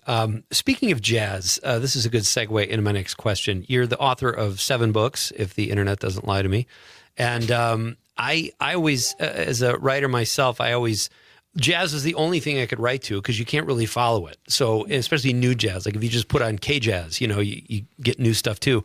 When you write, what is your process? Do you write every day for a certain amount of time when the mood catches you? And do you listen to music when you write? Yeah, that's a fascinating thing that it's project dependent, I guess. I've written one entire book that isn't among those 7, actually, that hasn't been published, nor will it likely be. That's another story. Oh, no. I've written one entirely to Jay Dilla's Donuts, which is an instrumental hip hop album. Oh my God, Jay! Okay, keep going. I mean, literally, I almost wrote the entire book to that. I just put it on repeat, and it became so familiar that it didn't throw me out of my own flow and my own music that I try to write when it comes to the words themselves. And I think writers, we at our best can have a small music in our words alone. And so I often try not to compete with that. So another thing I do is I'll put these headphones on, or whatever headphones are close. I'll put them on noise canceling. I'll go to a public place. I won't have music on at all. And it'll just be the kind of the din of conversation around me and the social atmosphere of knowing I'm around people doing this solitary activity. And that to me is maybe the most effective soundtrack to the writing I do is more that than any song. Wow. That's great. Yeah. I for myself, silence is silence in a public place is difficult. I'm a big fan of noise canceling on the headphones and listening to nothing. But back in college, my professor just handed me a drum and bass album. He goes, try to study to this. And it was the perfect key because there was barely any words. The beat was so solid, and I wasn't trying to play the instruments in my head or try to sing the lyrics. So it was allowing itself to make a noise pattern that kept me in my place of writing or studying. It was I still, to this day, years later, I still will throw on drum and bass in headphones if I need to hunker down and get something done, because that is the way I can get my brain to stop, like in the background saying like, yeah, you should do later. You should go in the garage and fix the thing. Blah, blah. No, it's like it allows me to concentrate. But the thing I'm trying that tonight, by the way. I'm trying that tonight. I was like, go. I mean, I'm not kidding you. Go on YouTube, write in drum and bass, no vocals. There's a 6-hour clip that I listen to almost every week, and it's perfect.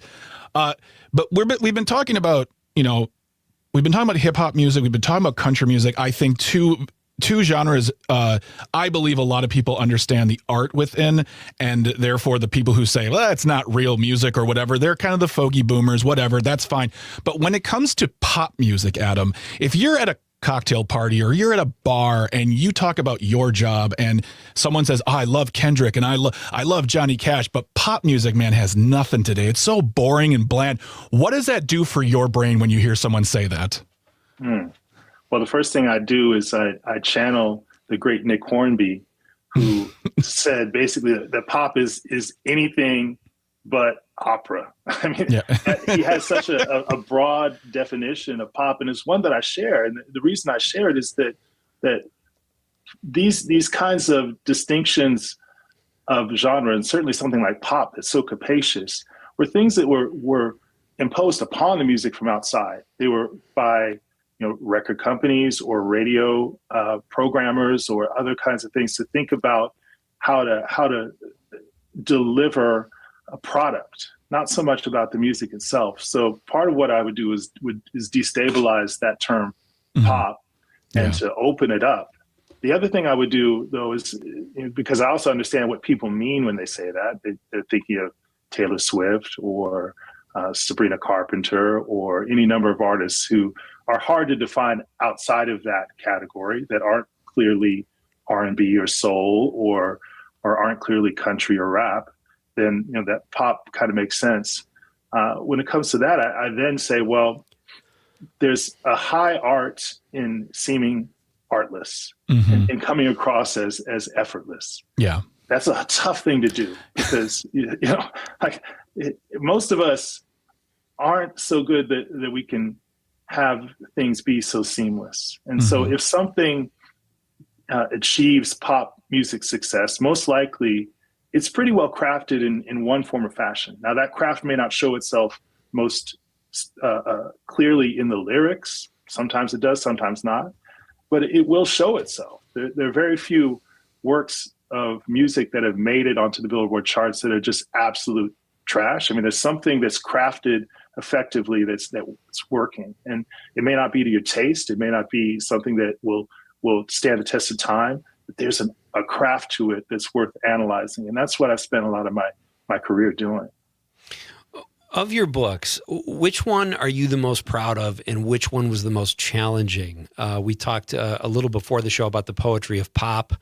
You've also written a book about Ralph Ellison and Common. Which of these books, if someone wanted to read one of your books, where would you have them start? Well, I've given the book that I think most people have read my work have read, let's put it that way, which is a book that I published very early called Book of Rhymes, The Poetics of Hip Hop. And I'm proud of that because it was so hard to get that published. I was a kid finishing his doctorate in English at Harvard University and started my career as a professor and was doing the dutiful thing that we professors are supposed to do, which is to take your scholarly manuscript and get it published by a university press. And I sent the early version of Book of Rhymes out to all of the major publishers of academic manuscripts, and they all rejected it. Until finally, one of my students who knew the work that I was doing said, "Hey, I'm interning at this literary agency in New York, and have you ever thought about maybe doing a book with a trade publisher?"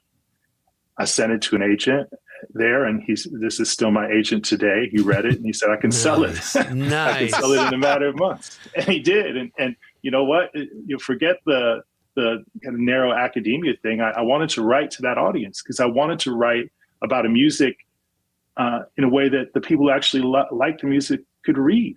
So I'm really proud of having taken that leap of faith on myself in that early point in my career to break with the tradition of what you're supposed to do and write to a general audience really early on. And I'm so glad that I did, and it shaped the work that I've done ever since. You mentioned that you are a Gen Xer. I am a Gen Xer. I believe Pete is also a Gen Xer. We got three of us here, and okay, I wasn't going to say it. It's my favorite Vin Diesel movie. I was going to say that I think we know what we'd want to hear in a classroom. We know what we'd want to teach in a classroom. We know what we'd want to talk about for hours when it comes to music. But you're in classrooms with young people.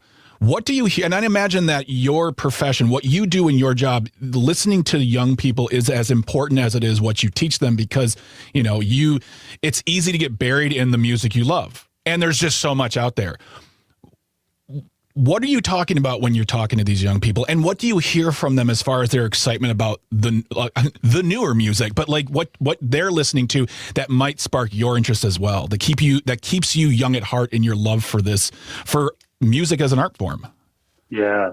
Well, that begins at home as well with my two daughters who are 12 and 15. And I recently went to a SD Kid concert, who's a UK rapper whose debut this past, really kind of bubbled up to the public consciousness just last year. And being in this space with a bunch of people who are a third my age, mosh pit, all this crazy stuff going on, and thinking that was me maybe 30 years ago. It's good to put yourself in those uncomfortable positions to keep yourself engaged. And of course, I was 20 feet away. I had to be 20 feet away from my daughter at all times, she said. But I was in the room. Yeah, exactly. Well, this was really fun, Adam. It's been great getting to know you and learning about what you know. Thank you for sharing all of that with us. It's been a lot of fun, and I hope you'll come back. And I'm sure this is one of those topics we could make this a mini series. If you've got the time one day, it would be fun to do that. So anytime, buddy. This is really fun. Thank you. Yeah, this was great. Just keep on rocking and send those playlists around too. So I keep my ears attuned to what y'all are. It's a pleasure, guys. Yeah. Thank you so much, Adam. You have yourself a wonderful day. We appreciate your time. Thanks, guys. This was a lot of fun. See you. Thank Take you. it easy.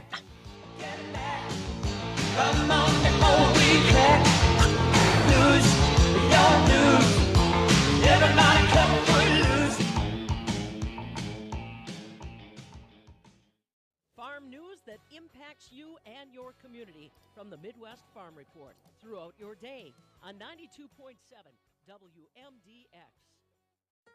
This is Chad Spade. Are you thinking about improving your Good home? stuff. Chad's Good Design stuff. Build, we're proud to offer remodeling done well with love. And our There we go.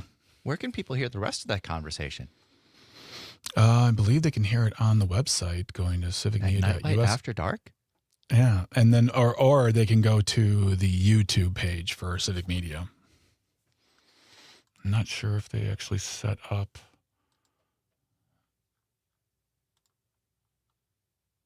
Yeah, it doesn't look like they have that yet, but I know we asked them to do that.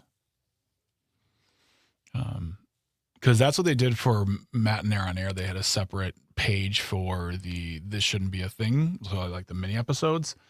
So that's what I was hoping is like, on the side here, it could just be like, check out full episodes. And then I believe you can also go to YouTube. That's probably would be the best place.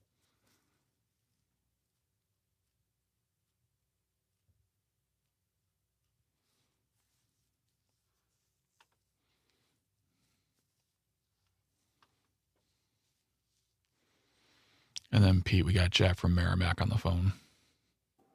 Oh, I was muted. Sorry. Do we have a for the nightcap? What do you want to? We have Jack from Merrimack on the phone.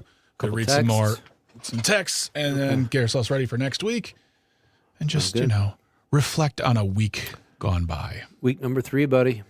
That's right. And Greg, are you logged into the phone lines, or are you just seeing in the chat? I'm logged into the phone lines here. I've got. So you see the note I put on there. Okay, cool. Yep.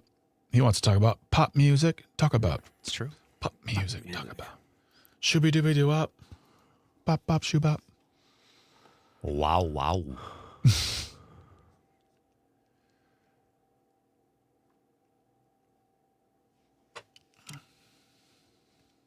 Talk about pop music. Man. There we go.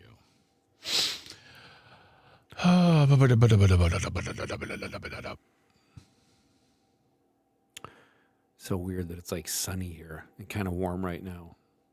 But I know it's coming. Winter is not gone yet. Brutal.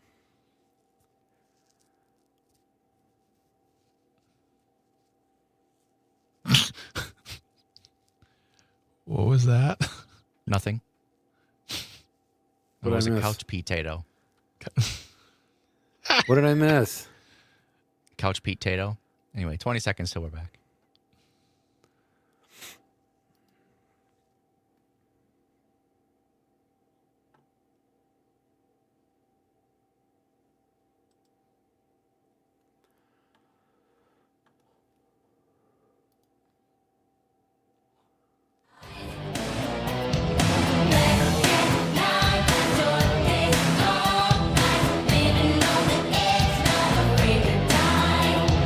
Heartbeat Welcome back to Nite Lite with Pete Schwaba and Greg Bach. My name is Greg Bach, coming to you live from Radio Park here in Racine, all the way across the state in holiday Christmas parkland of Fun Townness 2025. In Marinette, Wisconsin is Pete Schwaba. In Madison, we have Mr. Aaron Zommers on the board. You can be part of the conversation, 855-752-4842, 855-75-CIVIC. Leave a comment on the live stream. We are streaming on Facebook, YouTube, and the platform we still call Twitter. Still taking your comments on what is your superstition that you hold fast and dear to your heart. Just got done talking to Adam Bradley. Thank you so much, Adam Bradley, for stopping by and giving us a great conversation about pop music, music in general. Jack from Merrimack is on the line right now, also wants to chime in on the topic. Jack, good evening. How are you doing? Oh, just peachy keen so far. Sort of waiting with bated breath until later tonight, but that's to come. Yeah. Anyway, I'm an old jazz musician. I'm on the board at Madison Jazz Society. Oh, sweet. At 80, I still get the occasional vocal gig. I really like that genre of music. But having said that, there are some marvelous modern musicians. I'm thinking of people like John Legend. I first encountered him when I was looking for a standard called All of Me. Well, he wrote another song by that name, and it is marvelous if you haven't heard it. Put it on the list. Yeah. Yeah, it has lyrics like, all of me loves all of you, all your curves and all your edges, all your perfect imperfections. I mean, that's a turn of phrase that Cole Porter could have used. Yeah. Interesting, yeah. Extremely well done. And there are others. There's Bruno Mars. There's Ed Sheeran. I mean, there are some fabulous pop musicians and pop songs that have come out. It's not all bubblegum, and that's got a place too, because as he points out, it's an easy to enjoy and easy to go along with the flow music. Yeah. But some of these more complex songs are just wonderful. Absolutely. Thank you so much, Jack, for calling Great in. We call. appreciate you. Yeah, absolutely. And yeah, Jack, John Legend was on Nite Lite last about a year and a half ago. So we'll have maybe we'll break out part of that interview. He was really cool to talk to. Just a great I can guy. imagine. He seems like a really nice guy. Thanks as always, Jack, for getting in touch with us. Pete, do we have any last minute messages on the on the social media? Yeah, we got Vince on social media who says, I'm not superstitious, but I'm a little stitious. It's Michael Scott. That's where I heard that from the office. Boom! Love it. And then I get Little Irv on the live stream says, I am a wood knocker. There you go. I'm going to say nothing more beyond that. You don't really have to. There you go. Yeah, and City Politics, I just wanted to say, he said earlier, nice upgrade on the camera angle, Pete. I wanted to thank you for that and say Happy New Year, City. So thank you for chiming in and listening, as always, my friend. Do not forget, next week on Monday, we'll be talking to Dr. Keith Paulson from the University of Wisconsin-Madison. He'll be joining us to discuss the latest on the bird flu situation. Bird flu is back affecting here in Wisconsin. I don't know if it's going to affect egg prices at this point, but we will talk to Dr. Paulson more about that. Hey, that's what happened last time. So, and then, of course, in the second hour, I cannot wait to have her on the show. Comedian Mary Mack. She is absolutely amazing. One of the coolest things about Mary Mack, not just her comedy, her pure talent, she performed on the Grand Ole Opry. To me, that is automatic, like pass into cooldom that I just, absolutely, my goodness. Oh, goodness gravy. She's great, and she has one of the most unique personas, I think, of a comedian. And I'm so impressed with her when she's been on the show. She doesn't deviate from it. She commits to that character. And you know what? And I don't know her off stage, Greg, like you do. That might be her. But like, she's so good at it and so funny. Like, she's gotten 3 jokes by you before you know it because you're paying attention to her voice. It's like, oh my God, that was really funny. She's great. I would say I've known Mary for quite a few years now, and I would say that 75% of what you hear on stage is real. Like, she like, that voice is real, that she is very she's just who she is, and it's awesome. And her husband, Tim Harmston, is an amazing stand-up comedian as well, and I love them both dearly. So that's going to be on Monday for Nite Lite. I'm very much looking forward to that show. Pete, end of week 3. I mean, I feel like we've done some good work here. We've had some good conversations. We're hanging out. You're hanging out in Christmaslandia 2025, Marinette, Wisconsin. Oh, I like that. Yeah. We've got, we'll see. Listen, there's a lot going on in Christmas City, USA here this weekend. We've got Jason Sheff here in town tomorrow, weather permitting, I assume. That's right. I'm very excited to introduce him and bring him on stage. So I don't know if there are tickets left, but it's at the Marinette Community Rec Center. Folks, check it out if you're in the Marinette area or don't mind a road trip. I hope the show still happens.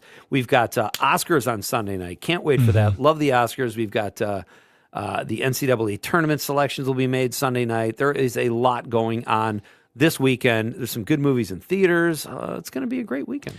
And this is a reminder that our conversation with Adam Bradley, as well as our conversation with Jason Sheff, are available on the YouTube page of Civic Media, the entirety, the full conversation. So what you have heard is so far like about 20, 21 minutes.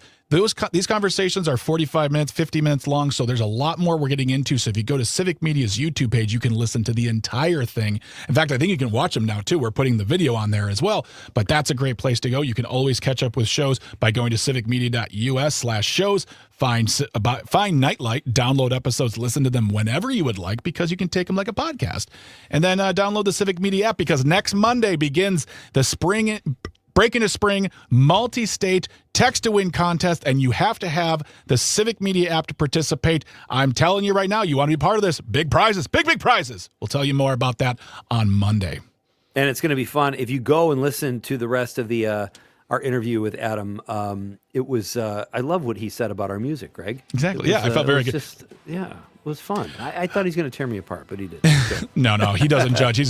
All right, on behalf of Pete, I want to thank Aaron, Tucker, Traffic Engineering. You are amazing. These microphones work because of you. Everyone who called, text, and left a comment on the live stream, we appreciate you. Without you, there's no us.